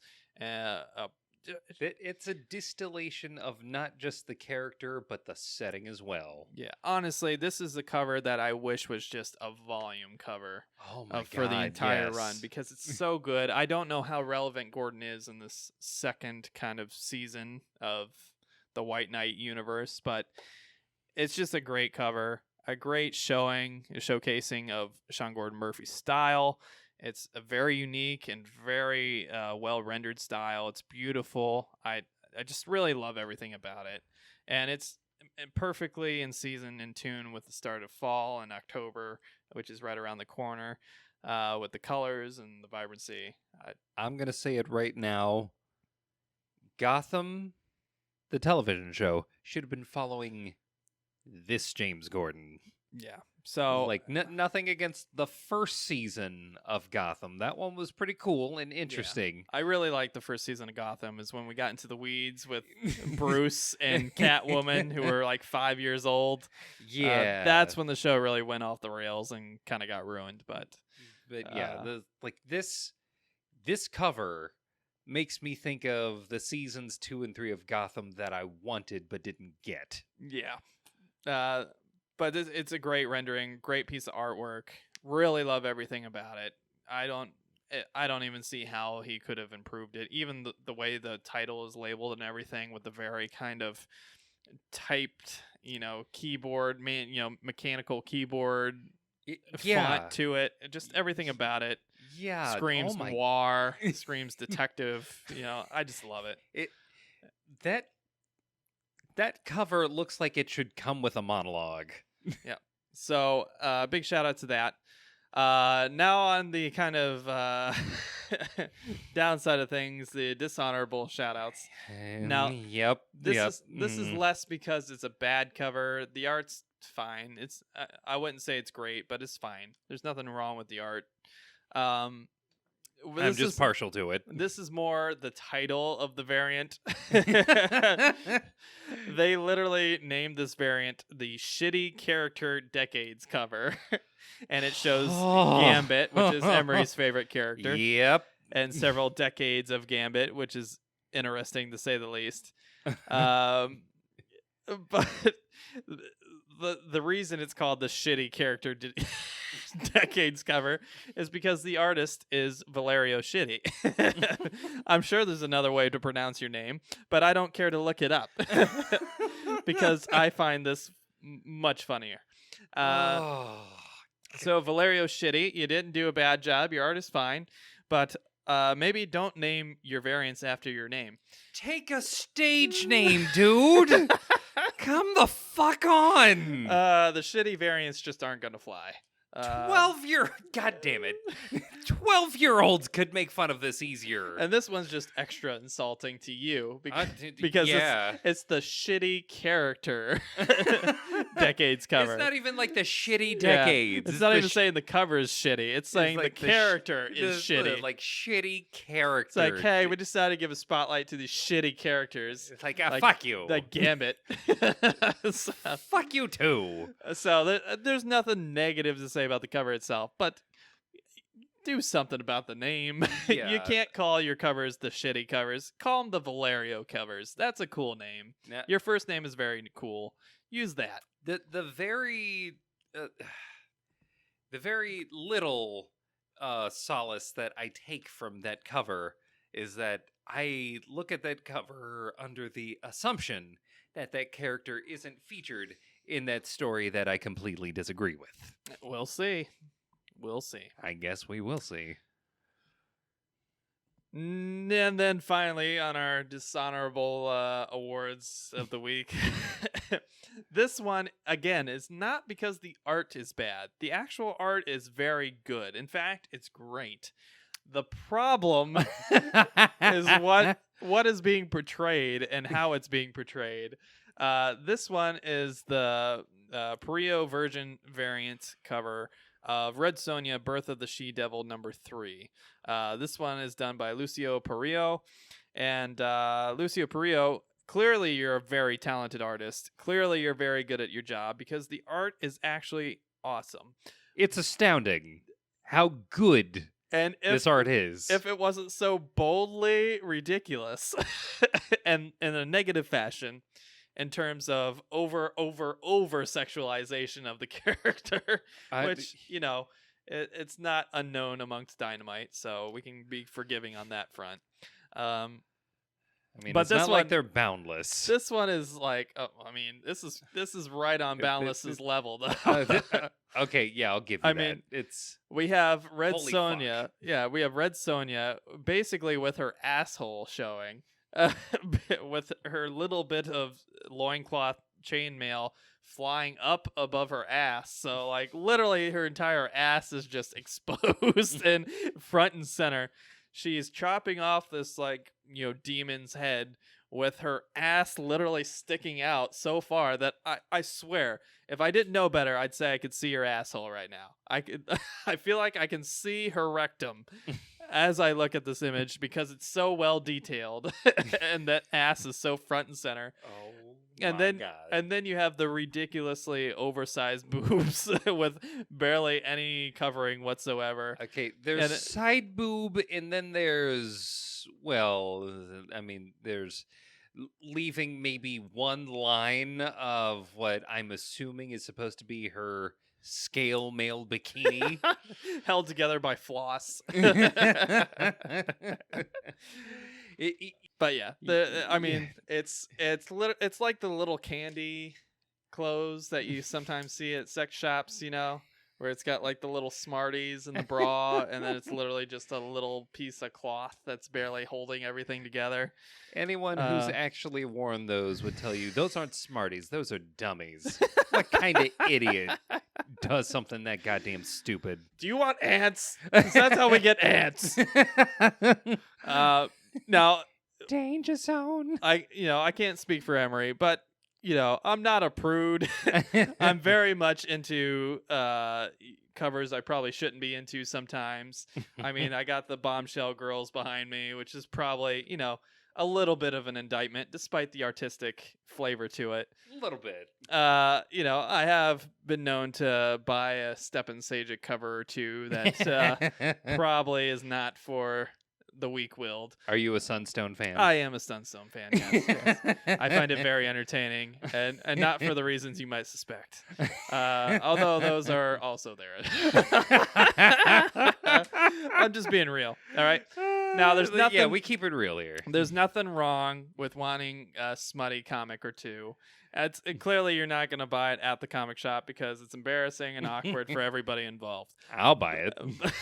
Wow, shameless. You goddamn right. But that being said, I'm not going to say I'm innocent on this. If I think the artwork is good enough, and even if it is smutty, I'll probably buy it, And this is one where the artwork is actually outstanding. But it is so abrasive and so in your face and so over the top that I'm like, damn, son, even for Dynamite, this is kind of pushing the edge. Now, I'm not one to be afraid of living on the edge, but I'm not sure if they've caught the news that it is currently the year 2019 and like outrage / cancel culture is in full effect. Well, I don't think Dynamite's cared about that for a while. That's fair. I mean, I'm literally every one of their comics is Vampirella's boobs and Red Sonja's groin. It's covered by a thin sheet of scale mail. Deja Thoris wearing nothing. Deja Thoris. So Oh man, it is what it is. Yeah, okay, there's the comics... scantily clad, and then there's just the nip cover. Deja Thoris. I mean, there's Barbarella. The list goes on. Dynamite is very well known for this. Despite the contents of the comics very rarely being smutty in and of themselves, it's always the covers. There's always a million variant covers, and they're all just half naked women, very scantily clad and very compromising positions. This one just goes so far above and beyond because it's not even at the point where it's like we're covering things up now. She's literally got her bare ass exposed there. I mean, if she bent over even a little bit more, you're seeing vag. I mean, you're going to see some labia there. That's not just blood and guts flying around in there. There's some labia flapping around in the wind. I'm surprised you can't see it now. I mean, it's detailed enough. It might be in there. I'm sure if I zoomed in enough, there might be a flap or two in the wind. But it's, again, it's done very well. Yeah. Yes. Extremely well. It's not an indictment on Lucio Perillo at all in terms of talent. The But, talent is definitely there. It gets The wherewithal to realize what year you're doing this in. now. Maybe it's our fault for assuming that Dynamite is not at the level of, say, Boundless is. What's another company that's kind of in that realm? Is it Action Labs that always has the like smutty books? Maybe. Like the smutty zombie books or whatever. Trying to get some kind of action in those labs. I might be misrepresenting them, but I think it's Action Labs that's often on there. Yeah, Action Labs is one of them for sure.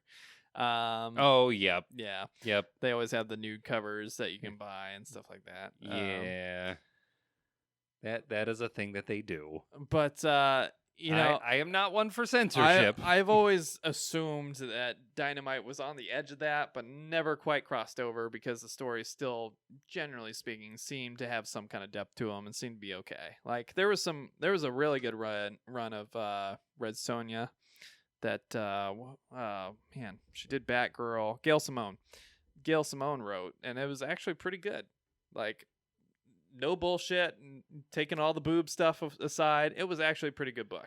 And I feel like sometimes the good writing is lost behind this stuff where you have the 20 variants of this being pushed out into the market. And I'm sure it sells. That's probably why they do it, Yeah.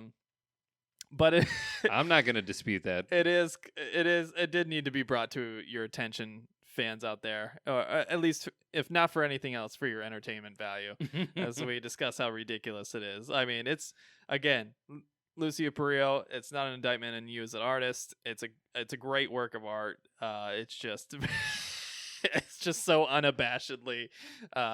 I'm not going to say I'm going to go out and buy that cover. I mean, but I'm not going to say I'm not going to go out and buy that cover. Wow, Emery. Shameless. I mean, I feel like I'm getting venereal disease just looking at this cover. That's how in your face it is. Coward. But I will do that. I'll be You'll the get the guy. venereal disease. You can't get that through paper. I think. You better hope. But it's again not a bad piece of art. It's actually a great piece of art, but it's just so over the top. Which is not always a bad thing, but in this case, I think it's. I don't think I've said "God damn" any harder. It definitely stood out to us when we were reviewing covers for the award this week. So, without further ado, one last congratulations to Thanos #6 from Marvel Comics, cover illustrated by Jeff DeCall, and the Justice League Dark #15 variant done by Clayton Crane with his rendition of Detective Chimp.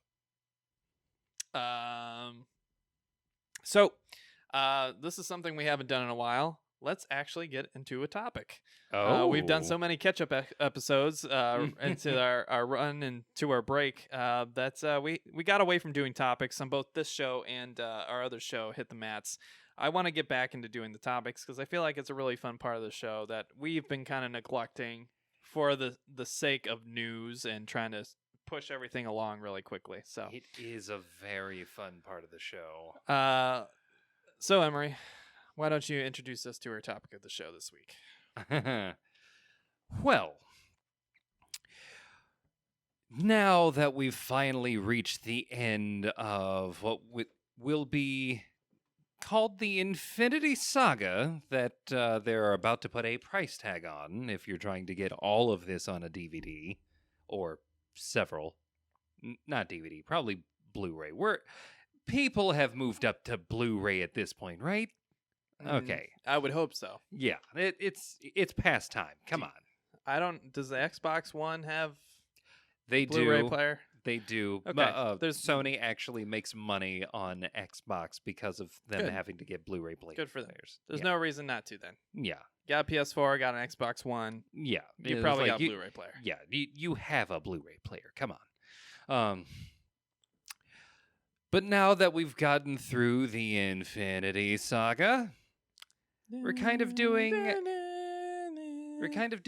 aftermath stories, which weirdly they ended the Infinity Saga with an aftermath story that I didn't really like, Spider-Man Far From Home. Yeah, I was not a fan. And it seems like we are going to continue telling stories about basically the aftermath through the slate that's been announced on Disney Plus, the upcoming streaming app, which will now be joining CBS's streaming app. NBC is creating a streaming app. DC Universe app. Warner Bros. Is creating their app. Hulu has an app that is partially owned by Disney. Netflix, Amazon Prime, YouTube Live, Sling, Voodoo, Crackle. Although Crackle's pretty much dead now that Comedians in Cars is having coffee is now on Netflix. So Crackle's pretty much dead. Yeah, there's no reason to go to Crackle anymore. Yeah, and then you got your various sports services like. We're getting nickel and dimed to death. Oh yeah. And just when we thought we were done paying for cable, they decided to try to get us through streaming apps. Yeah. So it's like you look at things from one perspective. Finally, it seems like the majority of people have cut the cord and they're onto their streaming apps. It kind of for a while was kind of the big three, where you had Amazon Prime, Hulu, and Netflix kind of rounding out everything you would want to watch. And then they kind of built on their libraries and really got some independence from each other with their exclusive content. You know, on Amazon Prime, you have stuff like The Grand Tour, you have The Tick, you have The Man in the High Castle. I think Mr. Robot is on Amazon, if I'm not mistaken. Mr. Robot was, I think, on... I think that was on TNT or TBS or something. But they did have the Marvelous Miss Maisel on there. Yep. Quite a few. And Netflix is starting to get into comedies, exclusive comedies. I think Jim Gaffigan had one recently. Yeah. So that's pretty interesting. On Netflix's end, you obviously had all the Marvel properties that they no longer will have in the future. Because Disney took those rights back, so they can't make any more seasons. Marvel or Netflix also had things like what's the Stranger Things? That's the one I was trying to think of. Yeah, that was a big one. At House on Haunted Hill. That was a really great exclusive show. They have several exclusive movies that they made on there that are varying in quality, I would say. But Altered Carbon was pretty good. I haven't seen that one yet. I did see all the terrible Adam Sandler movies, unfortunately. Oof. Which makes me sad because I am an Adam Sandler fan, and I just still well, early Adam Sandler, I should say. Okay, that makes more sense. Happy Gilmore, Billy Madison, yeah, those sorts of things. But Waterboy, definitely. I love Waterboy. Fucking love Waterboy. My mama says the crocodiles are ornate because they have all them teeth and no toothbrush which to brush them. I tell you, this boy's got something wrong with his medulla oblongata.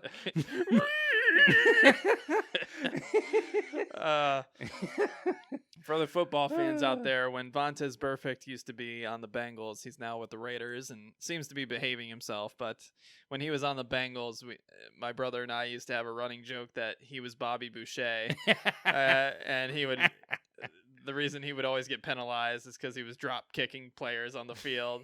And so every time he would make a ridiculous play, I would just make the Bobby Boucher angry noise.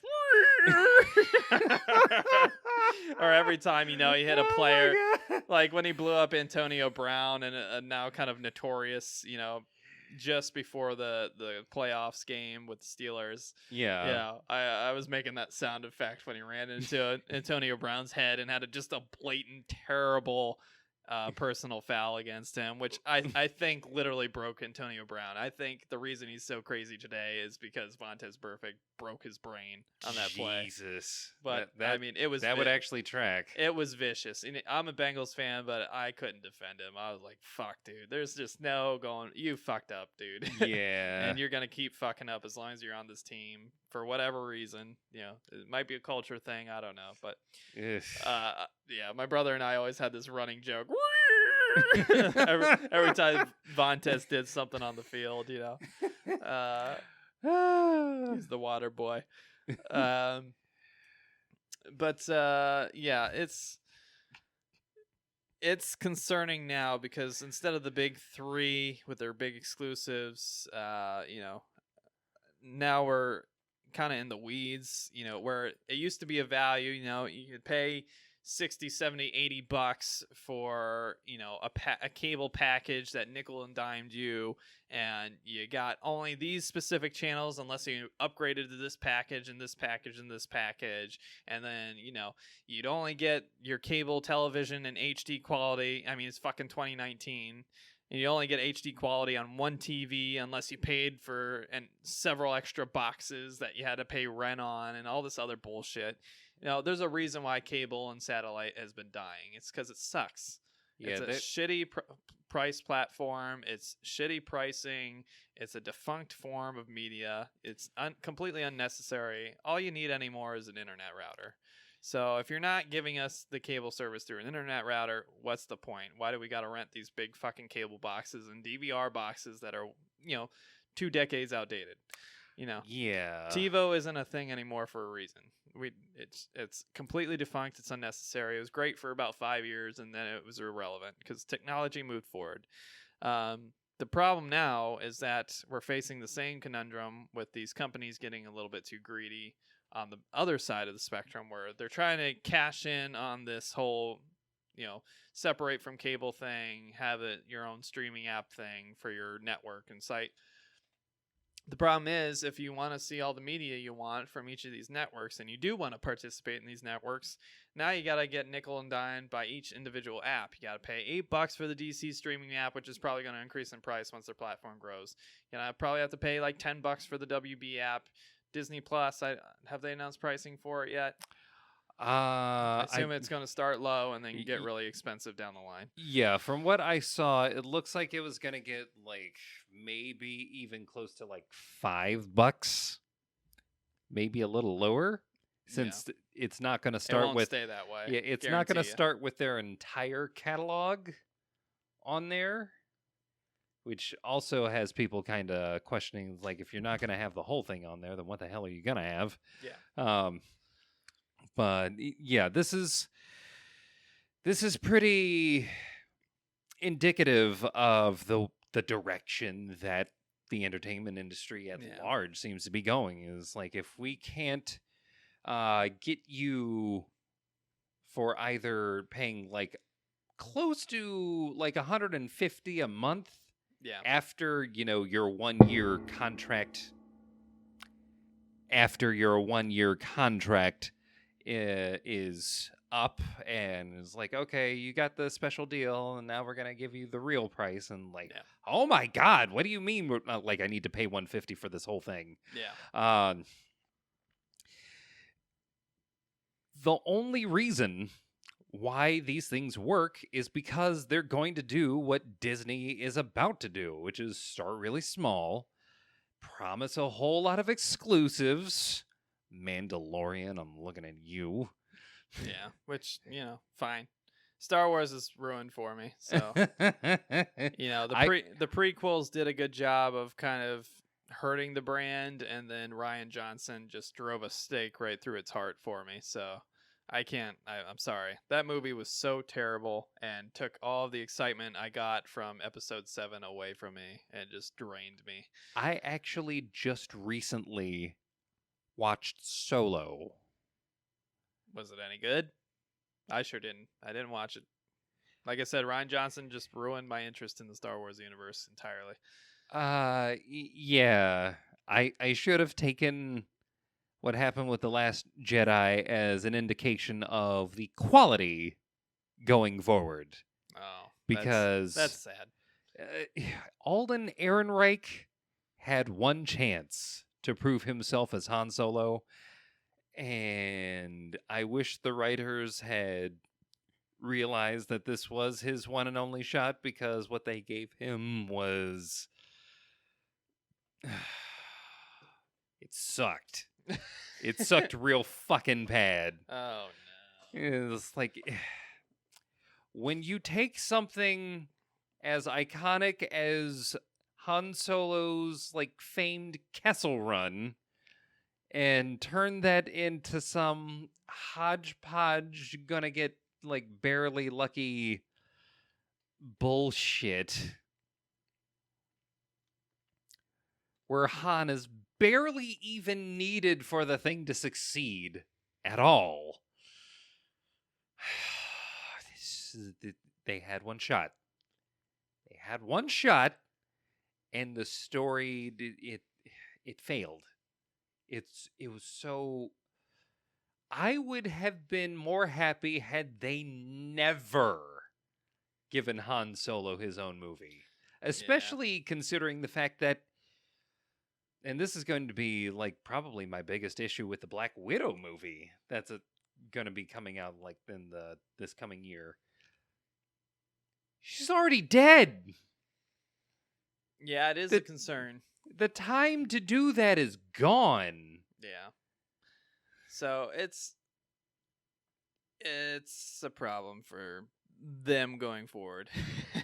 It just killed any interest in the Mandalorian for me. I don't have any confidence in the future of the franchise.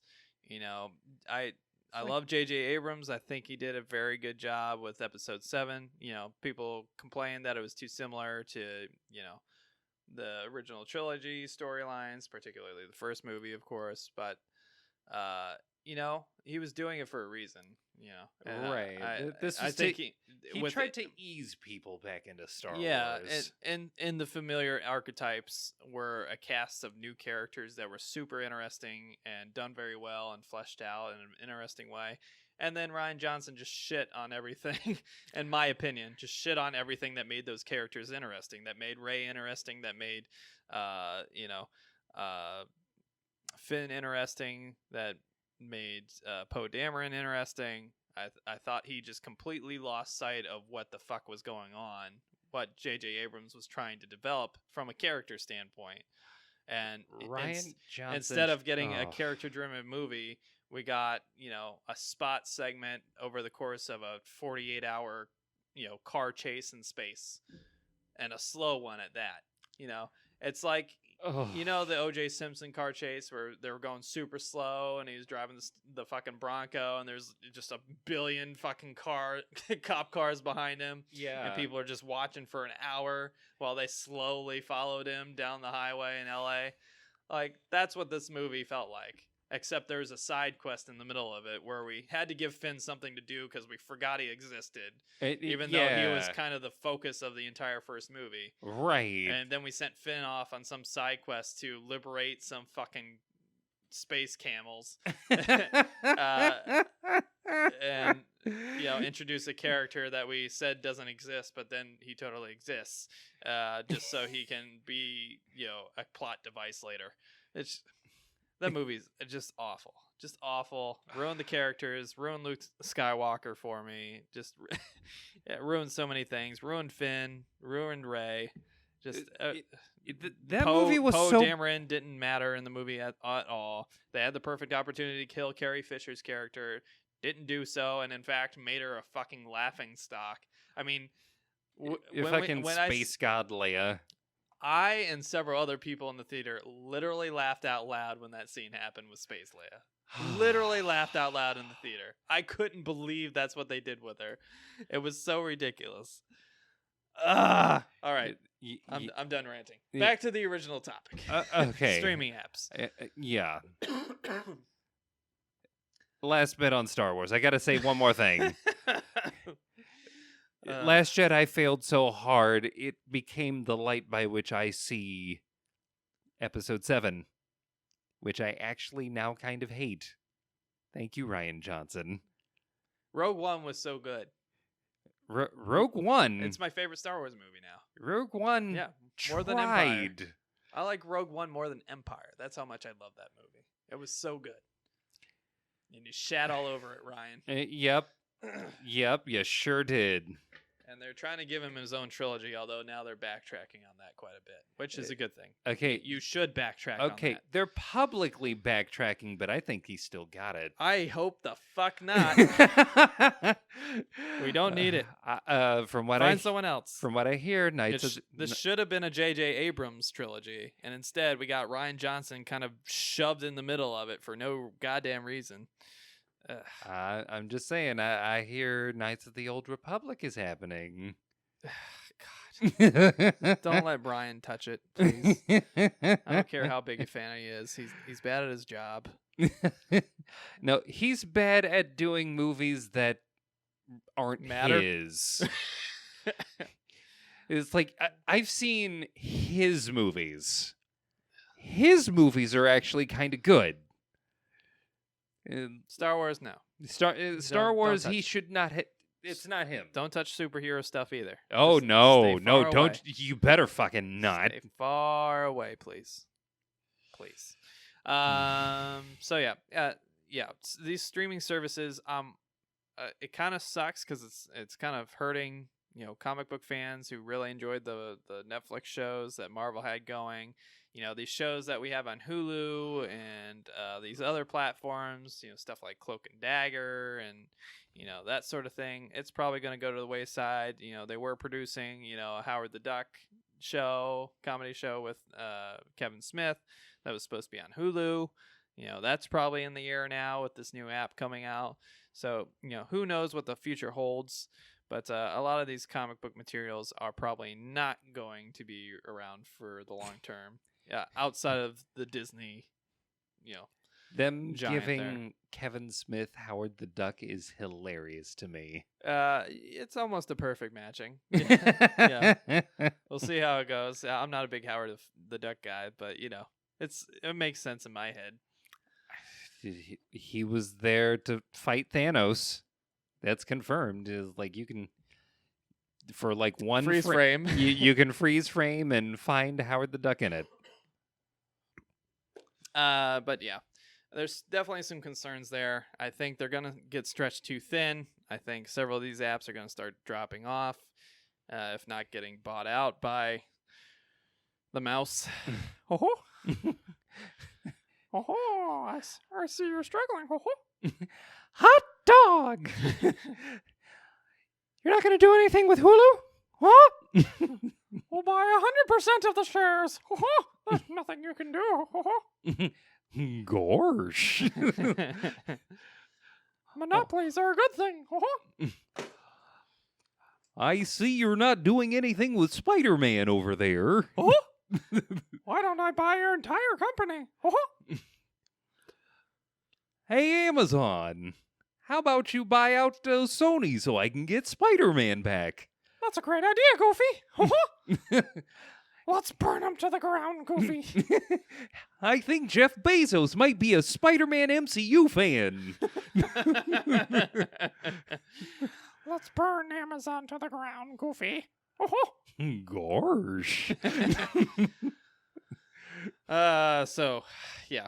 It's a concern for sure. I mean, there's shows that I've completely missed out on, not because I wanted to, but because they were on some exclusive streaming app, and I don't feel like buying it. One of those being the Star Trek Discovery show that was exclusively on the CBS streaming app, which sucks because I really love Star Trek and I was really interested in what their take was going to be. Another example is all the shows on the DC streaming app. They look pretty interesting. I've heard really good things about the Swamp Thing show, Doom Patrol. I love Brendan Fraser. I'm glad that he's doing something relevant again. There is one bad thing that I heard about as far as the Swamp Thing. Oh, no. That's sad. Don't tell me. I'm going to tell you. Oh. It was canceled. Well, yeah, I did hear that. For even though it got a bunch of critical reviews saying it's great, it got canceled. First, it got cut in half. They cut the episodes in half, and then it got canceled before they even finished releasing all the episodes. And it sounds like everybody liked it, so I don't understand why or what the thought process was, other than WB executives do a lot of coke, and they make rash decisions and often poor decisions. So I don't know what was going on. Yeah. I think it might have done better had there been more viewership. Yeah, just across DC Universe streaming app and in general. Well, I mean, come on, it's $7.99. Like, it's almost the same price as a Netflix subscription, and it's not nearly as good as a Netflix subscription. Do you get advertisements? Probably. I mean, everything does nowadays. Yeah, unless you're trying to pay top dollar. Netflix, I'm looking at you. But yeah, there's some concerning things in the market right now, and it's preventing people and fans from watching the shows they love. It's also giving opportunities for shows like, Titans and Swamp Thing to get made, whereas they might not have had the opportunity to be produced outside of those streaming apps that are trying to draw people in with their exclusive content. So in some respects, it's doing good things and giving opportunities to different creators and actors and actresses, despite them stumbling a little bit. I think Titans stumbled quite a bit, where they had this alternate reality for the entire first season. We had to come up with a reason to put a jewel in Raven's head. It was a fever dream, basically. and then you got the issues with Starfire, the character not making any aesthetic sense whatsoever with the Starfire character at all. And then you got the issues with the Swamp Thing, with the production issues, where it costs way more than they thought it was, and they cut the episodes in half, and then they got rid of the show entirely, despite it not even being fully released. Yep. They still haven't made a Matt Ryan Constantine on the streaming app yet. Hashtag save Constantine. Despite me promising several times to purchase the app if they do so, and they refuse to do so, which is a shame. Despite me promising to purchase several subscriptions for people. Oh my God! Come on. It's fine. So it's fine. Everything's fine. Nothing to see here. Do it. And then Come on. Doom Patrol's gotten positive press and stuff like that, so that's good, I guess. It put Brendan Fraser back on the map. I love Brendan Fraser. I'm glad he's back. Yeah. He's kind of, a little bit fat and kind of old looking, depressing me a little bit, but he's relevant again, and that's all that matters. He's relevant, and hey, his character before being a robot he was a NASCAR driver, so where he was in life kind of fit. But yeah, I love Brendan Fraser, and I'm sure that show's pretty good. So, do you have any more to add to the topic? Only thing I can say at this point is that we have yet to see how well the Disney streaming app is going to perform. And I am really scared of it doing well, because that only means further monetization of streaming as a service. Yeah, my biggest concern as a comic book fan for this development with Disney Plus is that we're not going to get those alternative views of these different characters anymore. Like, everything is going to be tied into the current Marvel Cinematic Universe. Right. We're not going to get those kind of risky endeavors like we got with the Netflix shows, which were, there was some stumbling in there. Iron Fist, I'm looking at you.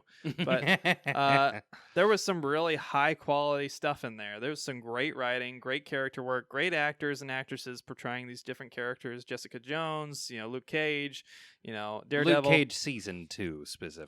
Punisher, etc. I mean, Punisher, oh my God. They did some really cool stuff and really took risks that you couldn't do in the Marvel Cinematic Universe. And it didn't need to be tied in the Cinematic Universe. And it was great. They did their other stuff. There's Cloak and Dagger and all their other, kind of fringe stuff that was bouncing around the other properties as well, which may or may not be tied into the MCU, but didn't need to be tied into the MCU. Now we're almost exclusively getting stuff that's tied into the MCU and is coming directly from the movies, which is kind of sad, because the movies are at a point where you've told the story already. Right. There's not really much else to tell unless you introduce the X-Men and Fantastic Four. Like, which is the only thing anyone's really talking about at this point. Yeah, is so- like you've got them. Literally, the only thing we want to know is what the fuck are you gonna do with them? yeah. And rumors on that, I think, are going to be a topic for another episode. It'll be a good topic. And we hope that you are there for it. So with that, I think it's a great point to end the show, say goodbye. As always, you can check us out on Stitcher, iTunes, Podbean, let's see here, iTunes, whatever the Apple podcast service is now, Spotify, YouTube. Be sure to give us a like and subscribe and give us a 5-star rating, high ratings. All of that stuff helps us out. If you got constructive criticisms for us, please send them our way so we can do things to try to improve the show. And just try to keep things positive. If you got an issue, just give us a solution that you think might be viable and tell us why or why not. So that's all we ask. And we do really appreciate your feedback. Again, we have a Patreon page, patreon.com/hitthebooks. It is a little outdated and a little bit janky because we do need to fix some things on it. And Patreon, as good as they are to us, they don't have the best platform in the world. But they are pretty much the only platform that's relevant. So right. They're still getting better, just like we are. We're trying to patch everything, get everything going. So do forgive us. We will get that updated. And, of course, you can check out our website, hdbvids.com, where you can check out our blogs and individual posts. You can check out our covers, our previous covers of the week, and awards of covers of the year and all that jazz. You can find links to all of these things. You can always reach out to us on our Twitter, at HTBvids. We are active on there, so if you send us a tweet, we will try to respond if we can. We are active on our Facebook page as well, facebook.com/hitthebooks. Both of those are much more up to date than our Patreon page. Oh, yeah. Which probably tells you something. And, of course, there's no obligation to contribute to the show if you don't want to. We appreciate you just being here, listening in, watching the videos. And remember, we will tell you what the new comic books coming to your local comic book shops this Wednesday are on a separate video on our YouTube channel if you do care to look at that and see what the new comics are. Again, we use freshcomics.us as our resource. It's a great website curated by a guy that really cares and is very responsive to emails, which we found out when we talked to him about his recent, well, I shouldn't say recent, but changes he made to the site about a year ago. So big shout out to the curator of freshcomics.us, and that website is a really great resource. Go check it out. Do you got anything to add? Anything missed out? No, I think you pretty much covered it. Okay, so look forward to our next episode. Remember, keep an eye out if you're a fan of wrestling to our Hit the Mats podcast I do with my buddy Dan the Man Maloney. We'll probably have some of our friends, Caleb and Shane, on here before too long. They'll probably join us for an episode or two, especially with the pay-per-views and stuff in the future. And AEW getting their big starts, and we got NXT coming to cable television, which is a big change. So there's a lot of cool things on the horizon to talk about and great subjects for topics in the future. So be sure to look out for that. Without further ado, we'll say goodbye. We love you all. We'll see you next week.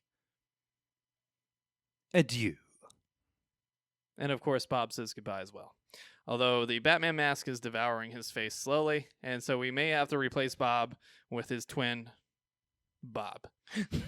They basically have taken each other's name and spelled them backwards. So you got Bob, and then flip that around, you got Bob. They are brothers, twin brothers, in fact, although this one is slowly being eroded away and will probably have to be decommissioned. In the end, there can be only one. Bob. Bob, man. All right. Thank you, folks. We'll see you next week. Love you. Goodbye.